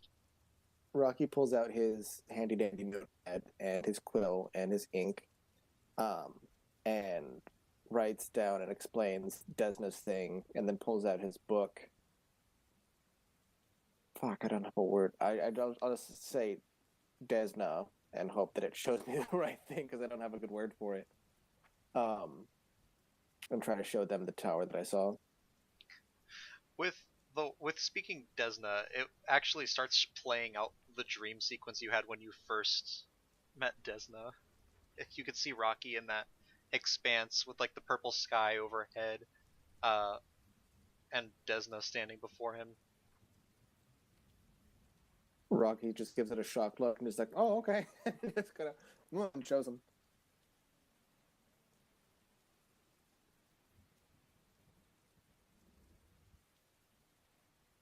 What am I looking at? You see Rocky standing on this vast plain, just kind of like these green hills, but it looks like a kind of like a nighttime vista. Okay, actually, the best way to describe it is like, you know, Black Panther, the dream sequence thing.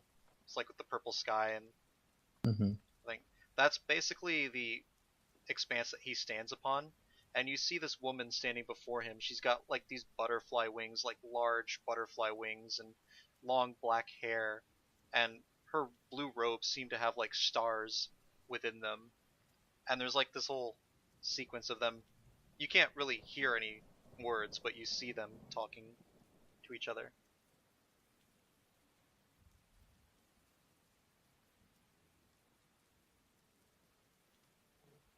And what is Rocky showing us? Did he hold out his book or something? Yeah, he's Yeah, holding it's up the a dream book. that shows dreams. And so you're seeing in crystal clear HD what my dream was that night, and it was me meeting Desna. And then I'll just write down on another set of paper that Desna mentioned a tower as the best option for our next step. Did she happen to mention where the tower would be? Rock just writes down peninsula. Father Lucy'd say west, northwest of here or something like that. So I'll go ahead and pull up the actual map. There it is, the old tower. So you guys are in Vallaki right We're now. in Vallaki, yeah, so it's like northwest from here. Oh, it was on our map this whole time. Oh, I knew where it was. I was just kind of RPing it out because, you know, like we might not have a clue. I've left a message for my ranger friend. He should be able to take us if he returns in time.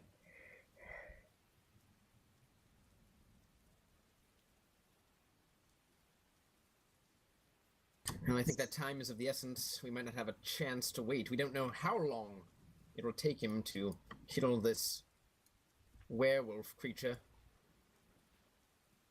Right. He might not come back. I mean, we have had run-ins with them in the past, or at least I have. I thought perhaps first thing in the morning I might check back and see if he's returned, or at least left a message. Well, we're certainly not leaving tonight, so that is an option.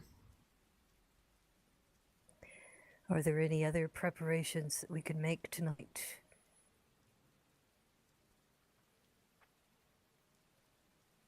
At this point, it's getting a little bit later into the evening now. I'd say more so like 8 or 9 at night.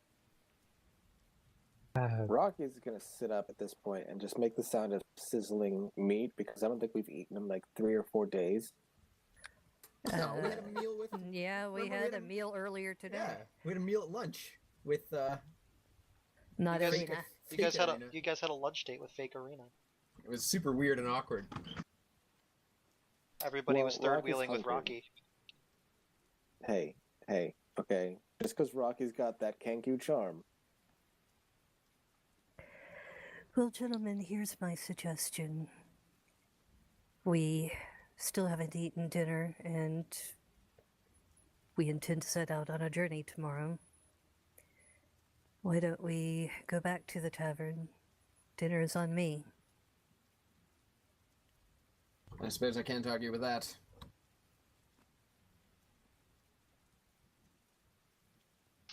Alright. So, you guys decide to head to the tavern. It's up to you if you want to roleplay out, like, dinner at the tavern, or if you want to, like, discuss anything there, or do you want to, like, take your rest for the night? I'll leave that up to you guys. Well, is there anybody interesting in the tavern? Does the tavern cost us anything? It will, It doesn't yes. cost you anything. Tellen said she's buying. Oh, I could probably get it to cost none of us anything if I really tried. That's all right. I could get us all in for free. Do it. Do it. Wait.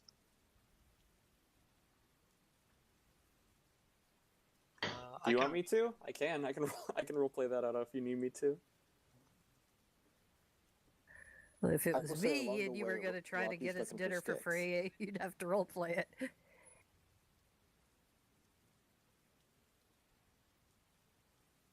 Yeah, I can take us over to the inn map. In map. Alright, I'll have to put you guys on the board. Give me one moment, because I don't have the inn prepared.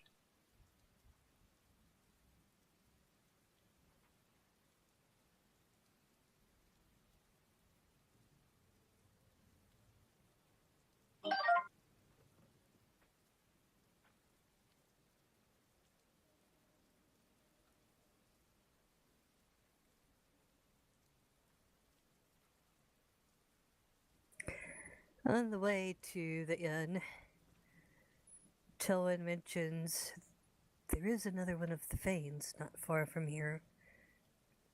It might be well for us to cleanse that one soon.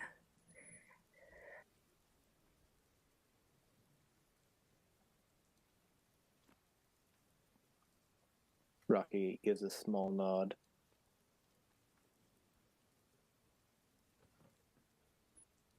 Alright, at this point, I everybody see should be able to see it. darkness.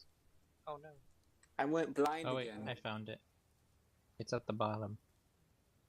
Oh, there it is. Yeah, Never mind. gotta kind of maneuver around because of the ambient lighting. Okay, so yeah. Oh, also, I should take these out because there are not ravens here right now. This How is the first time unusual. this is the first time you've come to the tavern and not seen Raven. Rocky Yeah. notes that and is a Mountain, little where are you concerned. going? I'm walking all around the tavern. I mean, you can if you want to.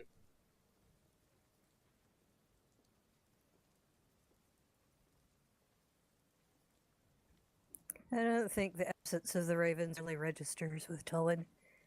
She has her mind on other things. Kill Strahd, kill Strahd, kill Strahd. She's kind of obsessing. Is this what the tavern keeper looks like? Yes. All right. This guy right here. Yeah. Yeah. This guy. Yeah. All right. Why? Who's this? I don't know. Is this mysterious woman also a real thing? There is one woman currently just sitting by herself at a table to the south. Is there no Is one this- else in the tavern? No one else? Not a Cur- very busy cur- tavern? Currently, No one else is It's in the a tavern. dark and besides- rainy night. Lovely. Dark and rainy Hold nights on, mean that see- most people should be in. You say that there's a woman sitting by her side, or by herself. Yeah.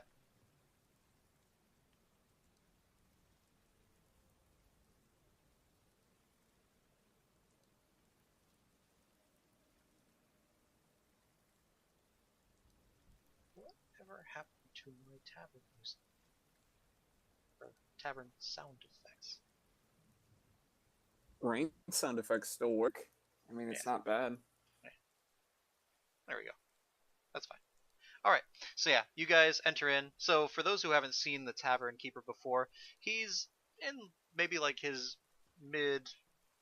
he looks like he could be anywhere between like mid-40s to mid-50s. He's got this long beard with streaks of white going through it. He's kind of got a wrinkled face. One eye is a little bit squintier than the others. And he's just kind of wiping some glasses at the moment. Yes, how can I help you tonight? Osmond is gonna climb his way up to a chair. Kind of climb up so he's at a chair. Okay. So you climb up just at one of these like chairs in the center or at the bar? At the bar. Okay. So I'm like up next to him. Yeah, there's plenty of open tables up at the bar. There's also like those two center tables, like the circular tables there, and then on the south side there's that rectangle table. North side there's that rectangle table too. And I'm gonna go, pardon me, sir. I've never met you before. My name is Osmond. It's very nice to meet you. Nice to meet you. Name's Erwin. Well, I'm just looking for a place for me and my cohorts here to rest our frets, as it would be, and I would really appreciate it if we could stay the night here in your humble establishment. Certainly. I've never heard the phrase rest your frets before, but you wish to seek lodging for the night? Oh, yes, yeah. For me and all my comrades. Certainly. Let me just get the price book out for the evening. Now, Osmond, I'm assuming you want to do your trying to seek free. Oh, yes, I do. Okay. I believe you make a performance check. I He played has to a make bard. a wisdom saving throw. Oh, What he are you does. ta- I'm- For what? Oh, I just meant like bards have that thing where like they can get like a free night at inns. I just never. I do what? Yeah, I have a bard on my campaign. It's a thing. I make him actually perform, get free lodging. So If you like, bards I have have would a. very step much in. like to perform for our free night of lodging. You can either do the performance thing or the wisdom thing that you wanted to do. I'm gonna say it's up How to you. how about I shoot him a tune, and if it doesn't work, we'll call the wisdom thing Plan B? Is that doable? That's doable. I'm just gonna test out. My banjo is a little soaked, but I dry it off as best as I can, and I start just playing a tune. Okay. Your tune starts to spread throughout the. It's a little bit of a small tavern. You notice it's so empty. He's got like his little 3 wine barrels behind him. The counter seems really clean. He keeps it well prepped. You notice the lady at the table kind of looks up a little bit. With a 11 performance, the lady looks up for a little bit, listens, and just goes back to drinking whatever drink she has. Kind of curled up in the corner by herself. She's got like a low candle, like almost burned down to the very end. Looks like she's reading a book right now. So, does an 11 seem like it will work, or will we have to resort to Plan B? He scratches his long flowing beard for a bit. It's a mighty fine tune, but I'm afraid we're not really in the market for a bard right now. It's kind of an empty night, not very many customers. Oh, yes, of course, I understand. And I need him to make a wisdom save. Okay. Oh man.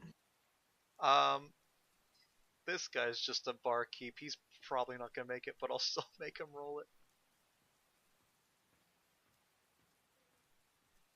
Where is the commoner stat block? Wisdom save? Yep. That is a 4. So as I say, I completely understand. Dark Too bad wisps begin to just peel from my eyes. The lights turn into this dim, like, shadow that only he can see. And as I talk, it basically becomes that scene from Batman Begins with the fear toxin. That's What kind the of the fuck? equivalent of what happens. Like, he just sees a horse riding into the door, breathing fire. Looks Meanwhile, Rocky's in the somewhere, background, like, eyes sticks. burning, flames shooting out of his mouth. Duncan's mustache is turned into like a running river of tar going down the front of his face. Yeah, the mustache whiskers are starting to, like, constrict around and, like, cover your body. It's terrifying. You just put him into the little you just put him into the little Scarecrow minigame from Arkham Asylum. Yeah. And I'm the giant scarecrow that spins in circles. And I go, I'm and he very starts to sorry like back to up. bother you, sir. You seem to be troubled a little bit. If it wouldn't bother you so much, if me and my friends could happen to secure a night, and there's just, I'm not touching or I'm not really playing my banjo, but there's just ominous banjo music playing, like echoing throughout Hold the on. entire room. I need ominous music for that. The best part about all this is that we don't actually need to stay here. He's just doing We this. don't? What? What was our other option? We own the Burgermaster's mansion. I'm throwing all my cards on the table here, and what I'm learning... We just Okay. came here for food and drinks. Please, you must stay here. I insist. He's got his back up against one of the giant wine barrels. Please, we have free room and board, free food, free jigs. Just stay behind the counter there, please. Oh, that sounds too lovely. And I stand up from the stool and I jump onto the bar. And I go, you are very kind. I do really appreciate everything that you've done for us. And while Osman is like, he's not even over 3 feet, is he? No, he's a tiny boy. To Erwin, he just looks like a giant standing over him right now. Please, Now, if my friends here ask for anything, you can supplement that, can't you? I don't want any troubles to befall you in this nice establishment you have set up here for yourself. Of course, I wouldn't want to make any trouble for you or your friends. Yeah, you wouldn't. I figured as much. Well, you have been more than generous, friend. My bar is your bar, I suppose. That's what I thought, but thank you What's the for meaning obliging. of all of this? You just see him kind of slowly inch his way to the side, and he goes into a back room. He comes out a little bit later with plates of food for you guys, and he starts setting the tables for you, making sure that you have like the cleanest silverware, the cleanest glasses. Begins pouring wine for you all. It was lovely, thank you. Oh, thank you. Such lovely treatment in this establishment. I've never had a bad time here. See, he just took a little bit of kind words, and that's all it took. What was your name? What was your name again, sir? I have a question I must ask. Owen. When was the last time you saw Rictavio?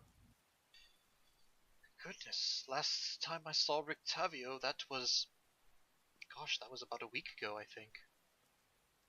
Yes, some interesting stories that I would like to relay to him, so he can put them to pen. Well, I will be on the lookout and let him know that you called for him. He still has a room upstairs. He has it rented out for... Actually, he's paid for the next few weeks, even. Very, very interesting. He kind of keeps giving us, like, a nervous glance back over to Osman. Is he a new friend of yours? He is, actually. I was just hoping to speak with him. That's all. Okay. if you need anything else, just let me know. He just Osmond at this point is just laying on the bar, just kind of draped down, hat over his face, cash. I Rocky. think Duncan, perhaps he meant Osmond. You see Rocky's Erwin. gonna- You see Erwin, instead of going back behind the counter into the back room, he just kind of goes into a little corner and just kind of shakes a little bit. And then you see him he just takes out a huge glass of wine and just begins drinking it. What a Now- peculiar fellow. Would Rocky let all this go down? So does anybody besides him see all this happen? Like, does anybody else besides him see any creepy stuff? No, no. Even if he would have made the save, he wouldn't even like known that something was going to happen to him.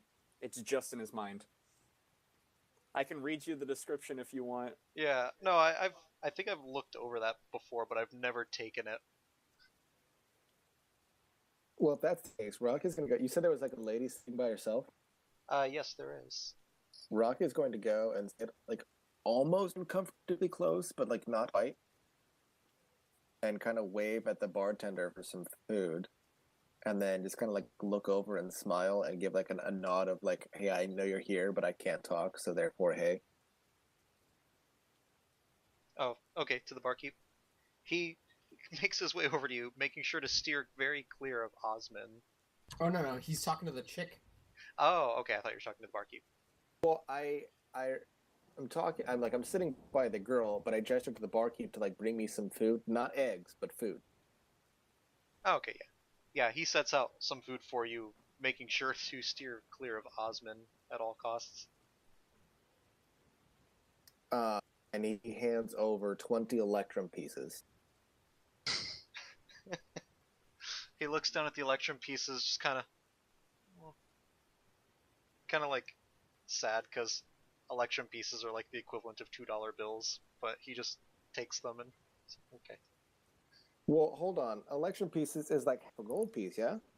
I mean, like, in terms of like currency rareness and things like that. You handed him like 25 Sacagawea coins. Yeah, And he's like, It's well, like- technically this works, but it's like paying for like $30 of something in just all $2 bills or like $1 coins. Or like 50 those, cent or like coins. those, or like those Okay. gold coins. Okay, now guys, I don't want to be a jerk. I'll give him 27. Boom. There we go. Jerk status avoided. I figured that he would like violently refuse to accept money, considering what he's seen. I'm eyeing him this entire time. I'm As not you- breaking eye contact. As you look over, he makes eye contact back with you, and he's just, but no, I could never charge you money. So, and he just slides it back. Rocky kind of ticks his head to the side and just kind of shrugs and nods. And then since that goes cloak, and I still have my electrum now. So what does he bring me to eat? These are, it looks like lamb that he's brought you right now, and some bread and cheese to go along with it. Rocky will give him a kinky smile, which is terrifying, and can start eating. Offer some to the lady next to me. Does she have food? Does she have drink? She currently has wine and a book. No food. Scooch a little closer and try to see what she's reading She's with a mouthful of bread. kind of looking at, she kind of like makes a little bit of a sideways glance at you and like looks back at her book. I mean, you can kind of like peer over and try and get a look at like the book cover or anything, or just kind of get a look at the text. Is it a Danielle Steele novel? You can make a perception check.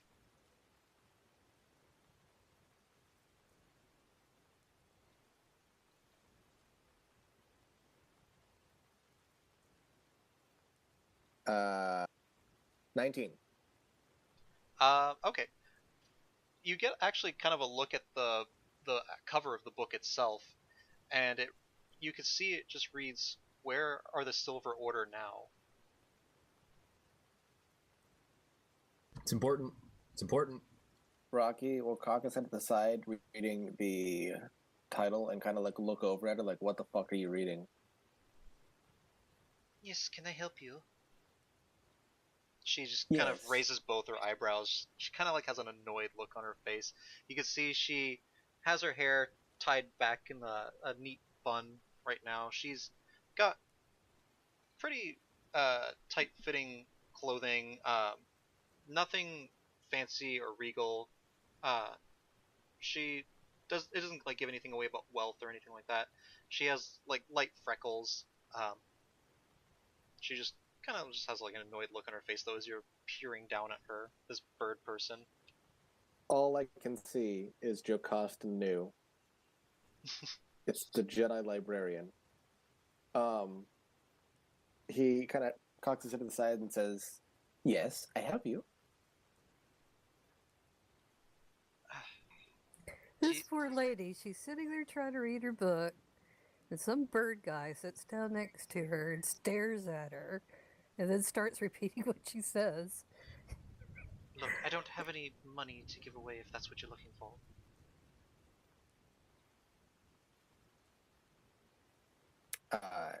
He kind of gives her a curious look and says, "That's what you're looking for." Are you just repeating everything I say? Repeating everything I say. Are you trying to mock me? Repeating He everything I is say. unable to speak and can only echo what others say. That seems... He doesn't mean any disrespect. Can only echo what others say. Doesn't mean any disrespect. She kind of looks curiously at you as you repeat it perfectly. First, you've been repeating her words perfectly in her voice, and now perfectly in Telwyn's voice. That's odd. I've never seen anything like that before. I look at her and say, "Never seen anything like that before." I'm sorry, who are you all, and why are you... For no offense, but why are you all Reading. up next to me? I picked a table by the side. Damn it, man! Leave the woman alone. I kind of give a Kanky smile, which again is kind of terrifying, and said, "I picked a table by the side." She just looks back at you all, and just like gives it looks like, is he for real?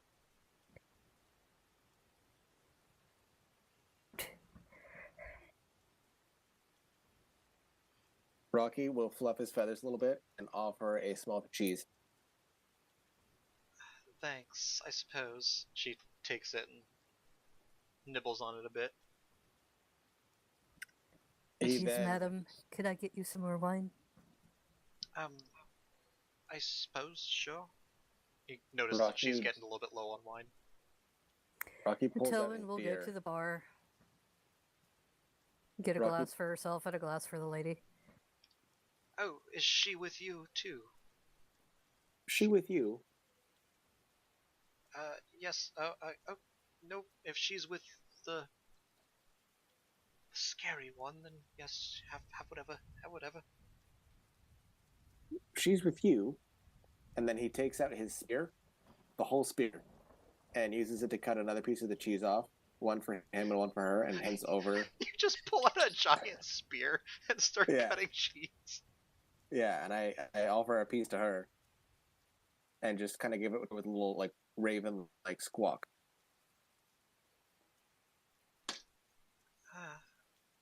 You're very odd, but I suppose thank you. Look, is there anything I can help you with, or I am reading here, and I appreciate food and wine as much as the next gal, but I think my friend is just interested in your book. oh, is that all? Is that all? It's, I suppose, not a very well-known author, but I find it a bit intriguing to read about the history of this land. I find it a bit intriguing. Look, if I tell you what if I tell you basically the synopsis of the book, will that be enough to suffice for you? Basically. She sighs. And back off. Mission accomplished, to dude. the bar. Mission accomplished. It's a book about the history of the Silver Order. They used to be the army that protected these lands. They were, well, they're not here anymore. Most people know that Strahd, the Master, I'm sorry, is what he's supposed to be called. She rolls her eyes at that. He conquered this land, found it beautiful, wanted it for his own. The armies here really didn't like that too much. They resisted back. His army fought back. There was a huge battle. Mostly it resided over Berez and all the way back to Argynvostholt, where the Silver Order's leader Argynvost ruled from.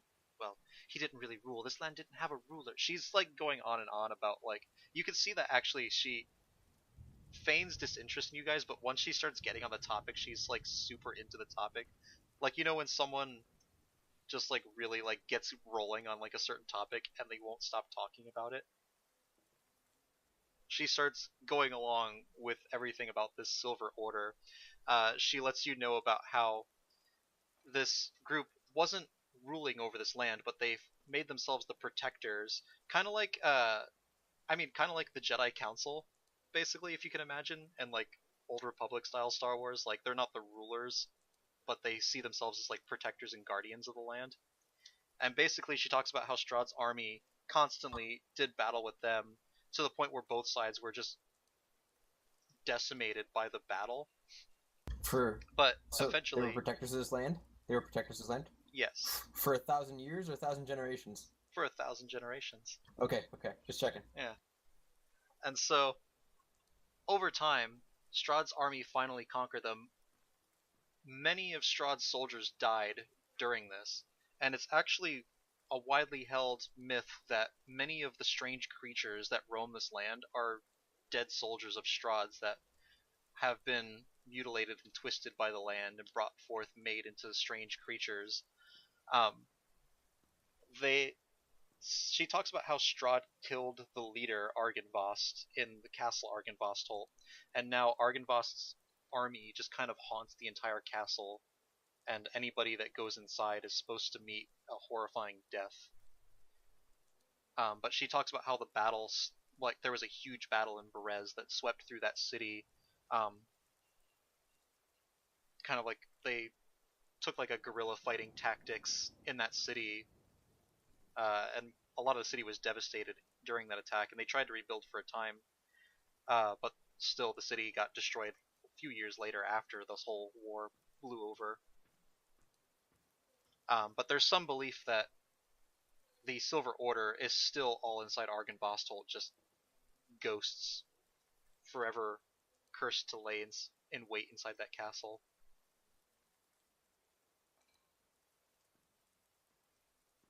Rocky kind of nods at all this information, listening to every word, and cuts off a little bit more cheese every now and then pulls a stick out of his pack and offers it to her. And what am I supposed to do with this? She just kind of looks down at the stick, confused.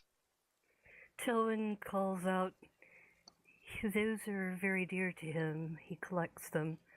He's offering you a token of his thanks.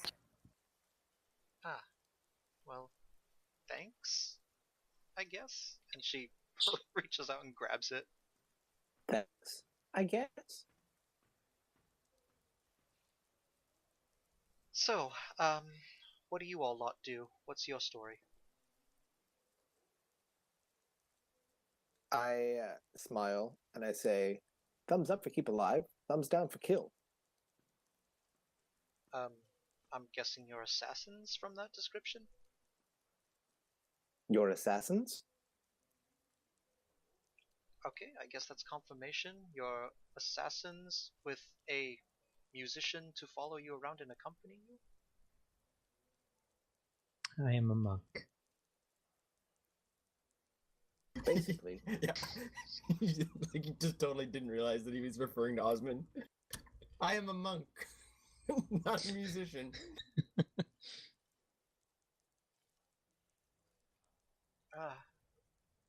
Great, I guess. So, what do you kill? I don't kill. I hate to break it to you, but you're not going to do very well at being an assassin if you don't kill. No, I'm not I am a monk, not an assassin. Rocky at this point does a little bit of sentence splicing and says, "What?" in her voice. And then in Moutan's voice says, "Don't." And then in her voice again says, "You kill."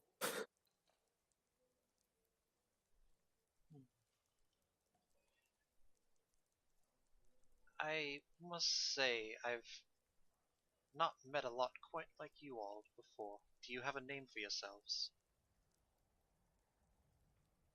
I am now 10.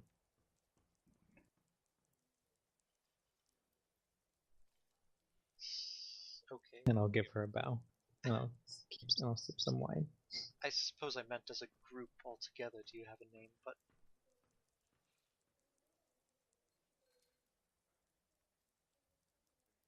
Rocky kind of shrugs.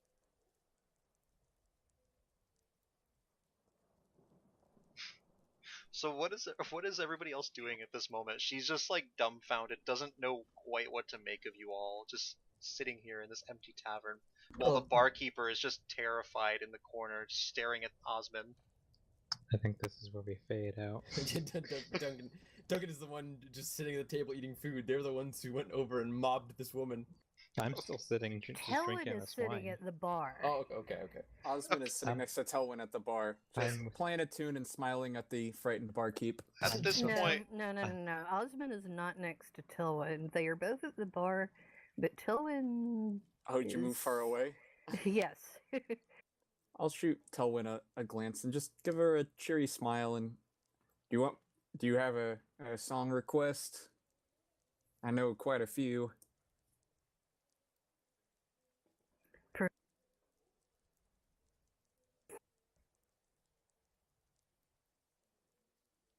You cut out if you were saying something. Perhaps something to make the barkeep feel better? I don't really know what's ailing him so badly. He just seems a bit shook up. I'm sure he'll be fine by some point.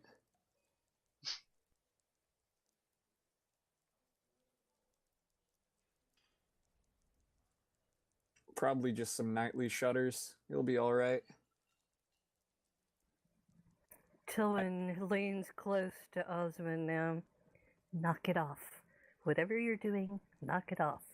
No, there's no way she'd know. Oh, Got an 18 insight, kid. It's super subtle. Did you mention you were doing an insight check? for one thing, you will have to say, like, okay. I would like you to let me know if you're doing these things, because just so I can, like, know what's going on at the same time, and just so, like, you're not, like, giving Well, yourself, like, okay. the information. Like, it's Sorry. ultimately up to, like, me to let you know, like, if you know or not what's going on. It occurred to Tilwyn that the barkeep started behaving oddly after Osmond talked to him and continues to behave oddly, and Osmond is close by, so she wondered.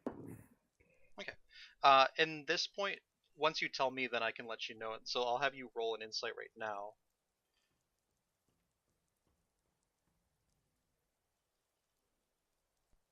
Same exact. All right. Amazing. And then, What is it? Contrasted my deception or something? yeah. All right. Ooh. With that, the barkeep seems to be acting really weird, but you didn't really see Osmond, like, do a spell or anything like that. It's just strangely odd. Not sure why he's acting the way he is. And I turn back to Telwyn and I least smile wonder. and go, I do not understand what you're talking about in the slightest. I understand these are troubling times, but you can't let your paranoia get the better of you in situations like this. Please roll a wisdom check. Yeah, wisdom saving throw. No, you're fine. No. Alright. Does anybody else want to do anything else here in the tavern, or do we want to assume, I'm just gonna quickly rescue this woman Look at from Osmond Rocky. very hard. quickly rescued this one from Rocky and the other creepy birdman who's standing, looming over her with his wings. And just I am sitting at the table, good sir. I have never left this spot. listen to me, Rocky. Just leave her alone. Come along, come along. I must insist. I overheard you explaining the synopsis of your book. You seem to be well versed in the history of this land. Do you know anything of Magic Tower to the northwest of here? Let me see if she knows anything. Should be interesting. You see, we've been looking for information all day, and we've been thus far unsuccessful.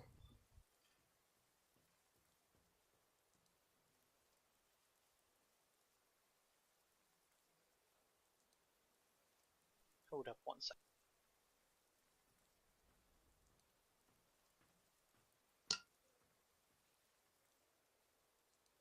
Let's see if she knows anything.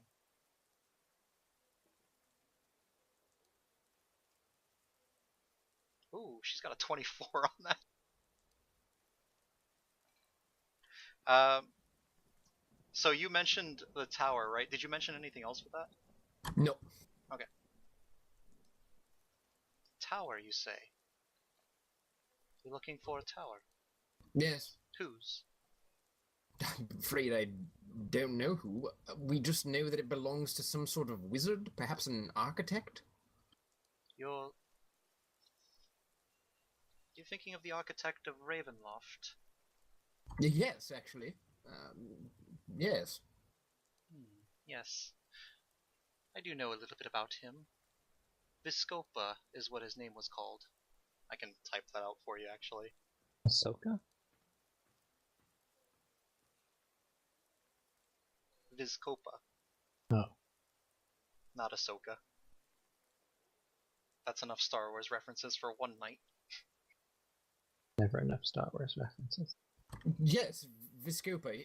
Please tell us everything you know. We've been desperate for information. Well, they say he was a powerful wizard. He imbued spells in all of his architecture. He made many secret passageways in Strahd's castle, imbued certain magics within the castle itself. He designed the castle so that what one way would seem logical to get from one point to the other is completely illogical. He designed the staircases, the layout of the entire castle to be confusing to anyone who didn't know the layout itself. And it was said that he built for himself his own little tower, very simple tower to do his research in, just northwest of this city itself. Now, it wasn't anything elaborate of a tower, it was just a place for him to store magical books and a place for him to stay. I don't think he really enjoyed the idea of sleeping in a castle with Strahd in the castle, you know. Well, sorry, the Master, as he's supposed to be called. No, She just- Strahd. She noticed she rolls her eyes every time she says the Master. No, use his full name. We are not superstitious like the others here. Ah, well, that's good then. Strahd. He just had his own little tower for himself. Now, there's sayings that he warded his tower to keep others out. I don't really know what kind of wards he put in place. I've never explored the tower myself personally, but I'm very quite knowledgeable in history, so. Admittedly, we're new to these lands. We know very little, but you seem to know quite a bit, and I thank you for that. This order of paladins that you're referring to, I can't help but think that we're quite sympathetic to their cause. You're saying you want to go to Argynvost and plead their assistance? Well, want to. Not. We don't want to go anywhere in this place, but we don't really have a choice in the matter. Do you have much dealings with ghosts? Unfortunately, yes. She It actually didn't looks end- kind of surprised at that. It didn't end as poorly as I thought it would, but it was quite scary, if I do say so myself. There's something different about you. About all of you. I Tell me- look up. Different how? you don't seem to have the gloom and despair that others have around here. Oh, well, thank you very much. I mean, sometimes you do. She points at you, Duncan. But I can't still- help that. Still, you are different. There's a spark about you. As a resident of these lands, what are your opinions on the Vistani?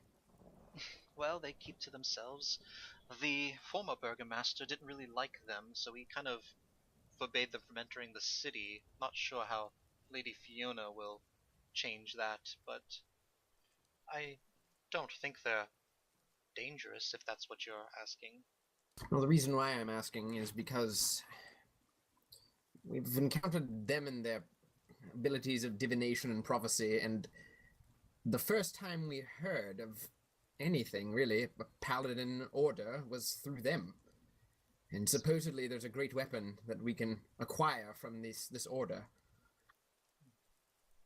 Do you know anything of this? I don't know of any weapon that would be given to you. I mean, they were a proud order. They have many weapons in their castle, it's said. Some say that Argynvost was a weapon himself.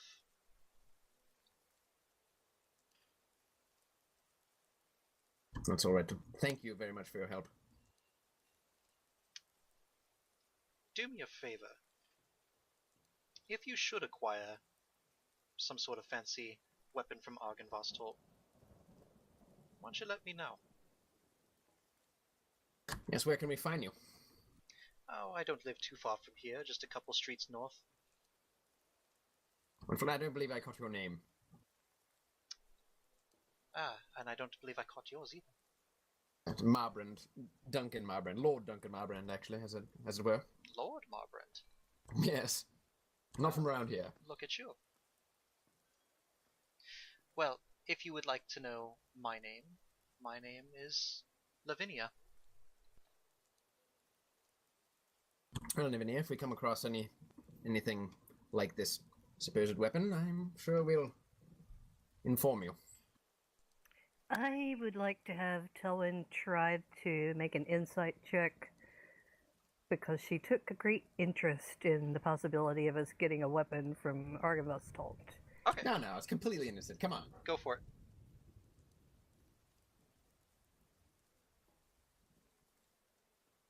Okay, I'm going to use favored by the gods because Okay.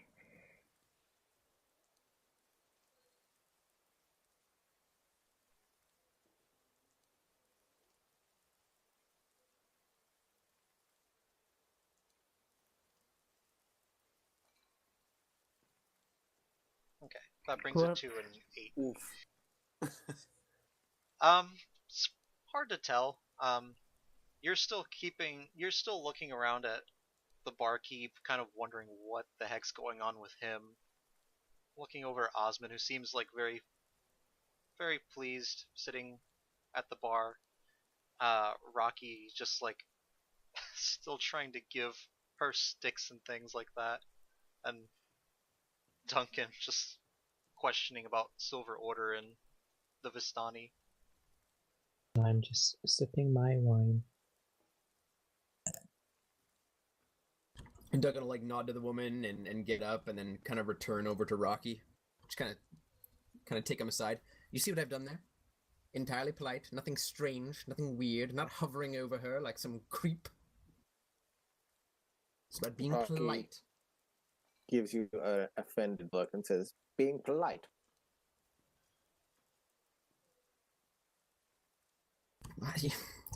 You spent enough time around me, and I would have hoped that some of my pedigree would have, worn off on you. But it seems as though it hasn't. Rocky will fluff his shoulders and said, some of my pedigree worn off on you. Yes, precisely. Just try to pay closer attention to the way that I interact with other individuals in a polite and civilized manner. You mean when you threaten what, for all we know, is a teenage girl? Excuse me, I wasn't talking to you. It's impolite to butt in on other people's conversations. See? See what I'm saying? Till he Rocket looks laughs at at you. so confused.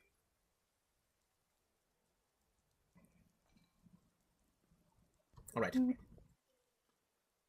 I'm going to finish my meal in quiet, in silence. All right? No more hijinks, no more strange behavior. Everyone, let's just calm down. Except for you.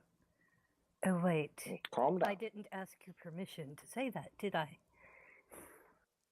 Oh, don't be melodramatic.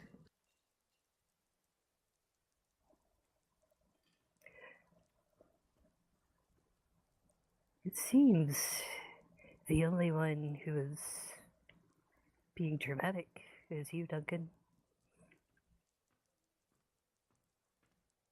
Duncan will just shake his head and just go back to eating.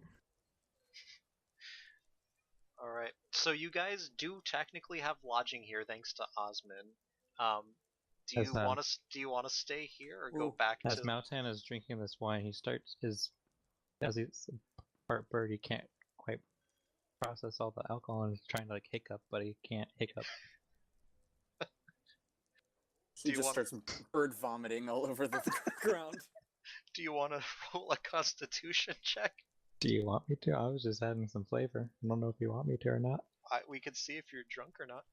I don't know about that. I've just had a couple sips, but Well, in that case, it'll be really hard to fail this.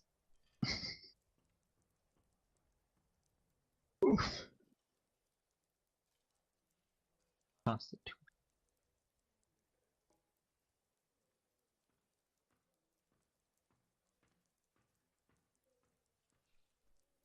13 with just a couple sips, you're fine. You do let out a few like little hiccups.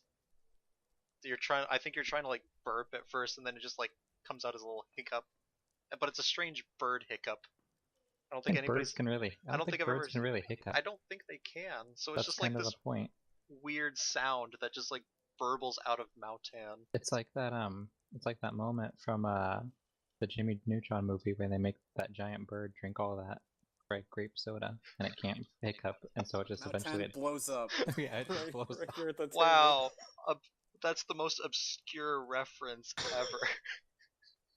Well, you said it. It has to happen now. Mautan has to blow up right here at the table. Right after blow Duncan up. said, "Stop being weird," Mautan just explodes at the table. I just feel like you make like this strange burbling noise and feathers just go everywhere.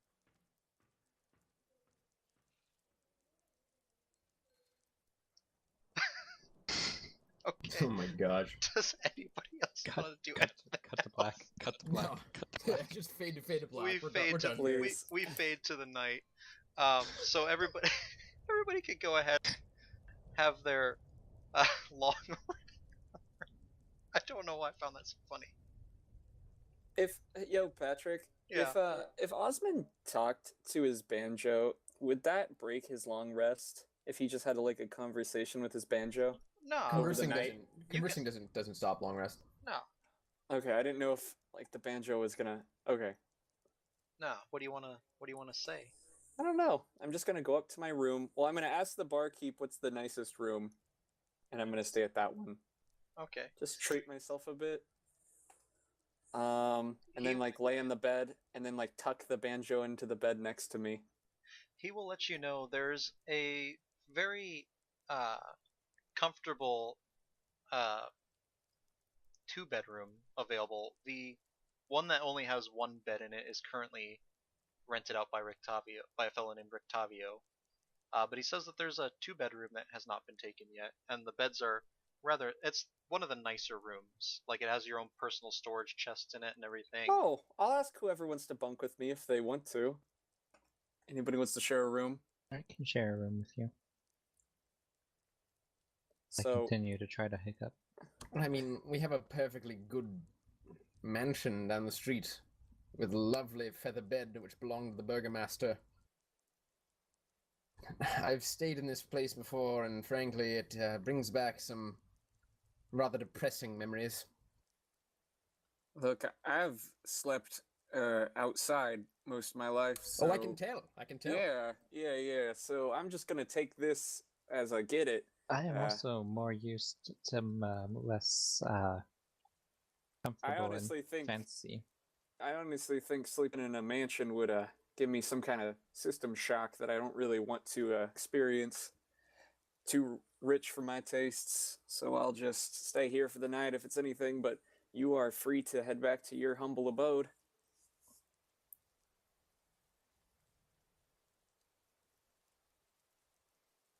And I will do that.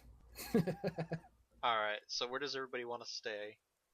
So we know Osmond's staying here. I can Malcolm's bunking with Osmond. Yeah. Duncan's going to stay in the nice, comfy Burgomaster bed. I could put you upstairs if you want, Osmond. Okay. Tillin's gear is back at the mansion, so I guess she'll go back to the mansion. Your screen may look blank, Osmond, but you're actually just have to scroll upwards. I'm just blind. Same with you, Mountain. Oh, it is a nice room. Where are we? Up there. Hold on. I got it. Almost. Wait, how are you moving through the walls? I don't know, but I did. Where am I supposed to go? Hold on, I'm putting you there. Okay. There you go. I will be cross-legged meditating on the bed.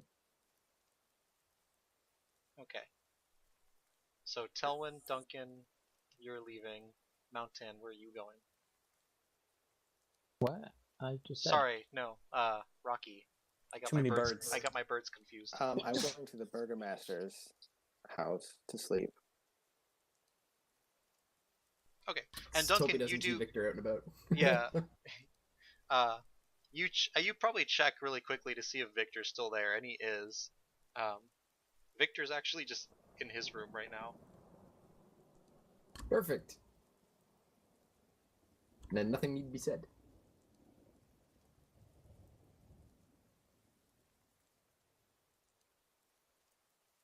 Alright, so that takes care of everybody, right? I believe so. Alright.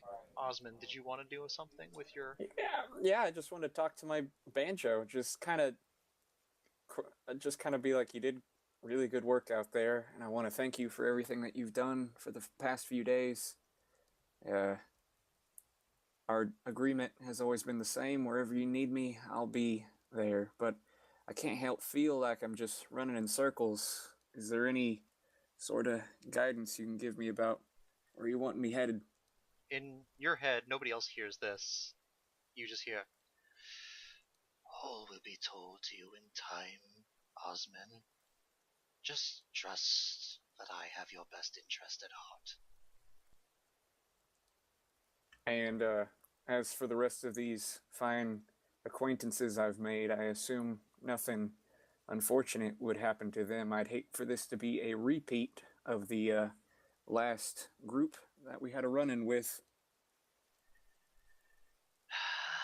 I assure you that the tragedy that befell them will not happen to them. I will make sure that the path is laid out that you need to take. You will know it when you see it. Just trust me.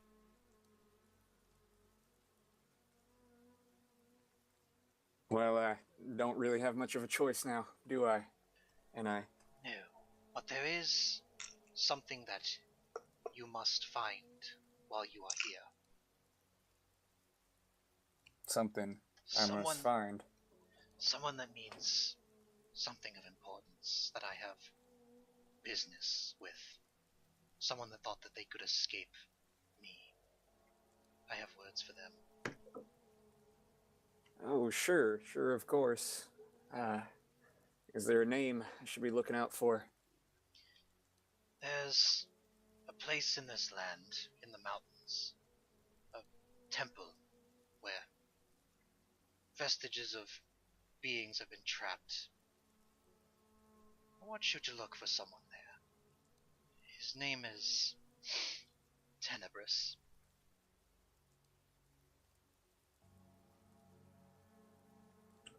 Tenebris.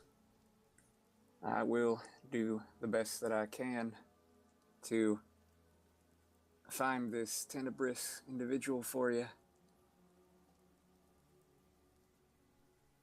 That is all for now. We will speak again later. Of course. And then I just kind of roll to the side in bed, just kind of away from the banjo. Just away from its gaze as it just looks at you. Just don't want to look at the banjo while I sleep. That's just horrifying.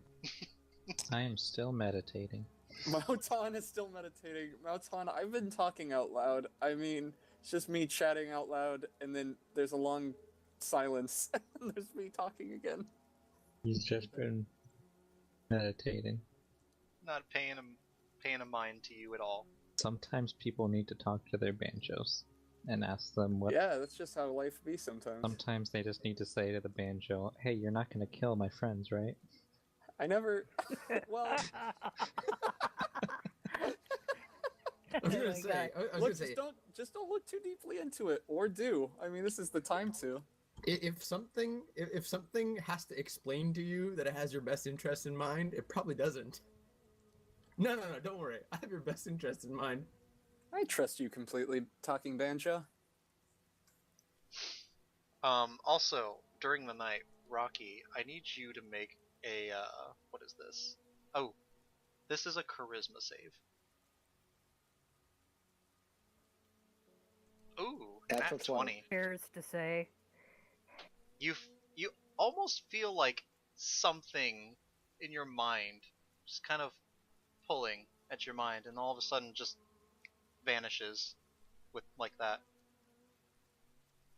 You just kind of shrug it off, thinking, must have my minds on other things. And then you say your prayers to Desna and fall asleep. Yeah, I do.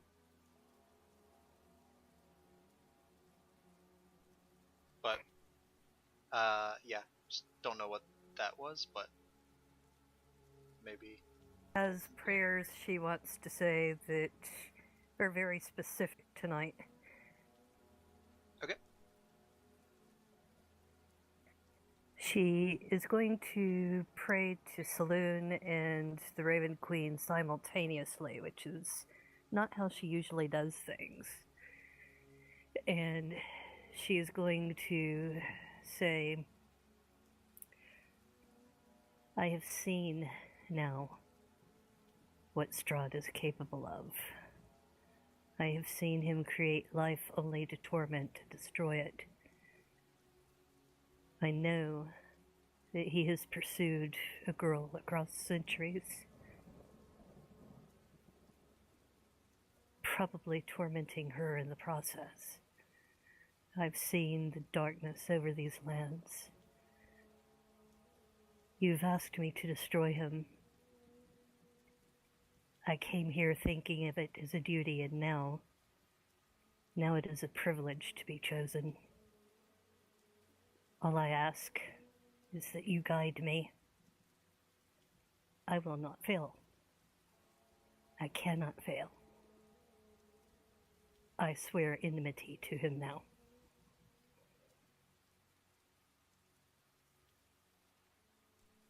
And as you say this prayer, you see the saloon beacon light, and at the same time, the Raven Queen symbol also lights up simultaneously, and you feel compelled to stick with your convictions. You feel compelled to press further onward.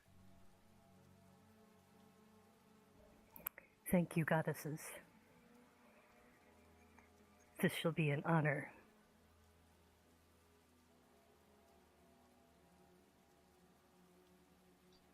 And with that, we go into the morning time. It's still raining out. A dull gray morning. Everybody comes to. So what is everybody's plan for today? Tillman is going to head to the ranger's house real fast, like she said last night. Check and see if there's a reply to her note. Okay. 1 second.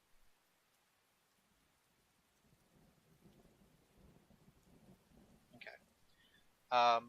As you make your way over to the house, you still see the same note taped to the side of the building. Doesn't seem like there's been any activity over here recently, apart from you and Rocky.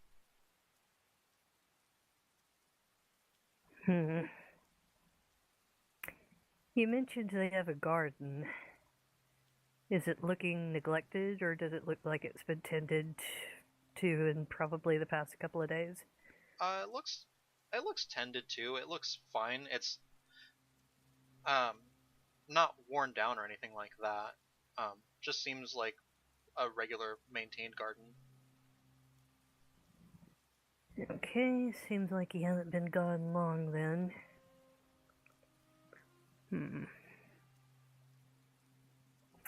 Before we head out, she will go and visit the same guy that Duncan got his crossbow from. I can't remember his name off the top of my head. Elfidel Greenwood. I was actually going to go there as well, so... Ah, so we by probably run happenstance, into we each run into other. one another, yes. Wait, what's the shopkeeper's name? Effidel. Sorry. Effidel? Yeah. Duncan, good morning. Effidel. He's not related to Justin Greenwood, if that's what you're thinking. What is his last name? Is it also Greenwood? It's Greenwood. And they're Ah. a Fletcher? Well, he makes weapons, Huh. but he's not related to Justin. Is he not? Do we Well, know? He's an elf, but Is his father named Damon? this is not Damon's son. Is he a distant cousin? No. Is he adopted? Maybe on the mother's side. He was born in Barovia, but So was Justin. wait, was What he? a coincidence. Anyway, okay. Telwyn and Duncan, did you want to go too? Yes. Okay, so you make your We way over just to run Effidel's. into each other. Yeah, we just bumped into each other. So you make your way over to Effidel's shop. Duncan, good morning. Good morning. So as you And go I guess we go inside. yeah, as you go inside, you can just smell just like the scent of like steel being ignited as he's hammering away at a sword right now. You see Effidel. He's got his lean muscles, his dark skin. Oh yeah, he's also a dark elf. For those that don't know him. I do He's not. a drow. Is he Yeah, a dark but he's elf not- he's not- a dusk elf? They're called dusk elves in this part of the world, but Are they really? yeah. He's not the evil kind of dark elf. The good guy dark elf. Yeah, he's the good kind of dark elf. One of those guys. But yeah, you enter into the right clank, and you just see him hammering away at a sword right now. After you, Duncan, your business probably will take longer to conclude than mine. Duncan, Perhaps we should go the other way around. I wouldn't want to keep you waiting. how's my bow treating you, Duncan? Oh, quite well, actually. I'm just ceaseless in my wonder at its capabilities. Yes. In fact, that's what I've come to talk to you about. Were you wanting an improvement on it or something? I scarcely see how it could be improved, but I do have ideas for something else. I always like to put myself up to a challenge. I am quite fond at making new weapons. Kind of challenging myself, as it were. I've been looking for something a little bit more compact, but something that bears the same strength as this lovely piece. So I'm gonna kind of pull out the little like kind of like rough schematic drawing that I made. Right. So, remind me again, it was kind of like a hand crossbow design, right? Yes. And just for the record, like I don't want it. I don't need a reproduction of Thumper. I just want to have like if I can get like a +1, anything, like just something cheap that's just better than a regular hand crossbow. Yeah, well, I'm gonna see, because, like, Ephido has, like, a bunch of, like, design ideas. So, like, if you bring him stuff, he'll try and, like, because he's a tinkerer, is what he is, really. It's a fellow tinkerer. Yeah. He's got mad tinkering skills. So, like, he loves to make weapons. Cool weapons. You see, I was looking for something quite like this, but in a hand crossbow. I see. I believe I can work my magic with that, for sure. And if I can perhaps commission you to make something, I'd be more than willing to put a down payment on it, provided that you gather the materials and perform the service of the work. You know, I trust you, Duncan. You've bought from me before. You seem to be doing rather well with Thumper there. You don't need to worry about a down payment. I'd love to build something for you, as long as I do expect payment in the end, of course. Oh, of course. But, how much do you think that something like that would cost if you could fathom it? I have to think about that. For you, I could probably do a little bit of a discount. You're one of my better customers, actually. Say 100 gold.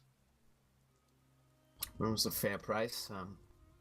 All right, you do the work, and I'll do my best to prepare the money. That sounds good to me. And does your friend here need something as well?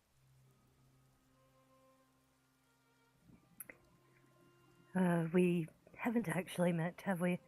I am a friend of Leonard Zugi. Oh, yes, I know Lenizuga.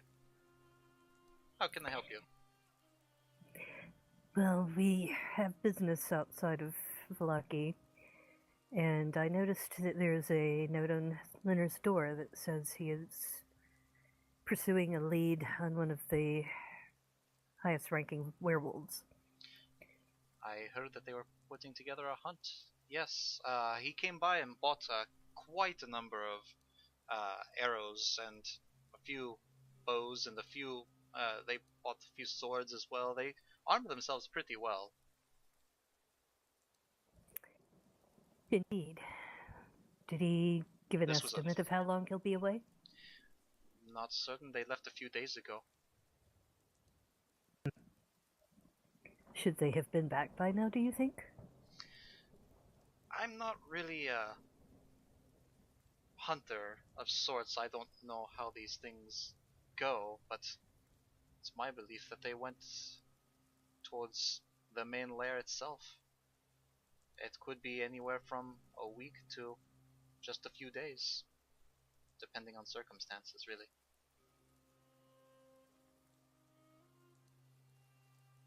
Could you perhaps check on his house once a day and see if he does return? I'd just like to know if they're all right. Suppose I could spare the time. Thank you. It does trouble me a little that he took his children with him. I will make sure to check. Thank you so much, sir.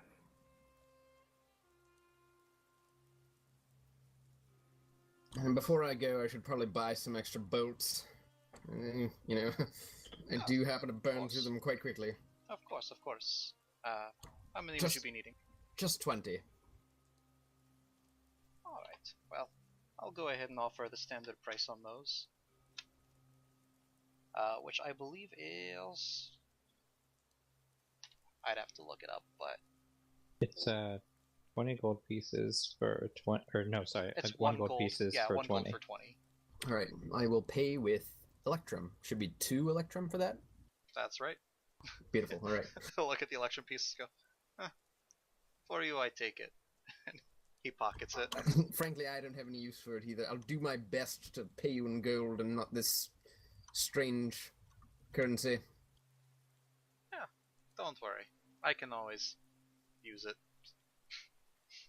Melt it down, include it in your weaponry, I don't know. Well, there's always some people who take it as money. Do you know, Duncan here is such an excellent marksman. I think I'll buy another 20 bolts for him. Oh, I can't argue with that. Neither can I. Alright, so both of you buy 20 bolts each. Does anybody else want to do anything else in town? I'm good.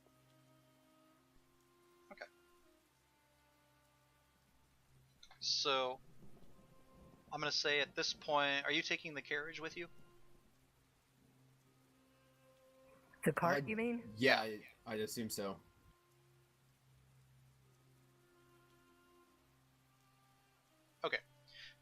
So let me just get a general beat on who's on the outside of the cart and who's riding inside. I don't can take up fly that again. much room. I can just fly. So you just fly beside. It Stuff is- me in a it is- corner or something. It is a little bit of a downpour if you're okay getting a little wet. How much? How bad is the rain? Is it it's- just like a light rain? It's starting to downpour. fall a little bit heavier now. I don't know if I have the rain No, up. enough. my bird instincts are kicking in. That's a bad idea. There is a little bit of thunder outside too. Yes, I will get inside the carriage. So who's driving? I guess I'll drive.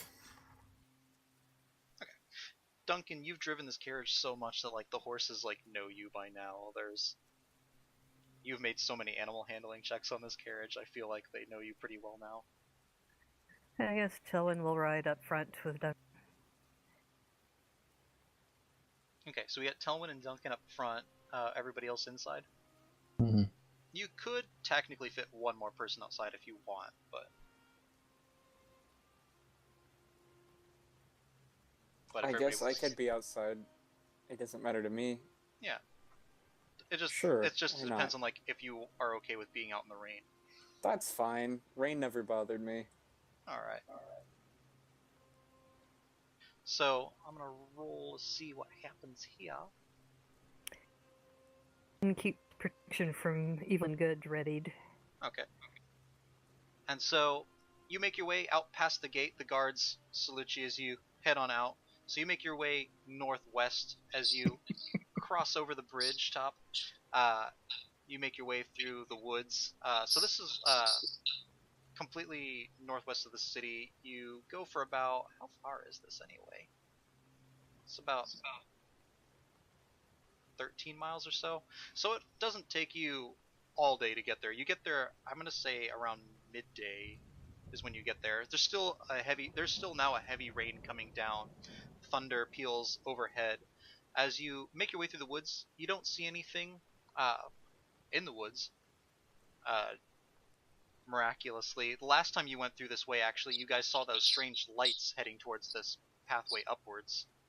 But doesn't seem to be anything here now.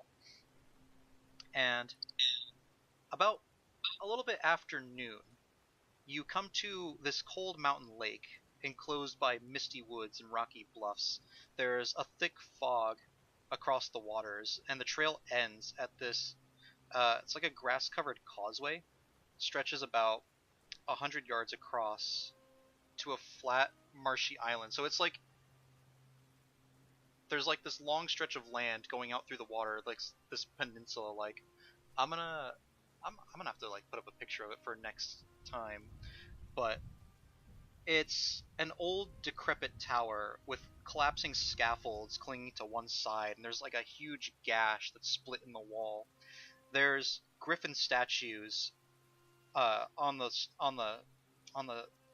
old tower itself. Their wings are covered with moss, and parked near the base of the tower is a barrel-topped wagon that's kind of spattered with mud, and it looks very, very similar actually to Rictavio's wagon. Oh.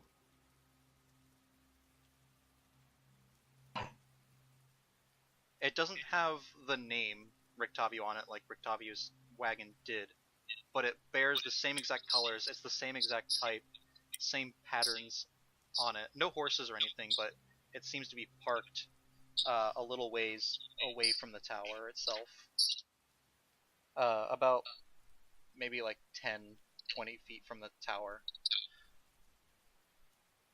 And we are at the end time right Is there. the wagon itself decrepit like the tower is, or No, Does it's mud splattered, but it's not decrepit. The tower itself looks really decrepit though. okay?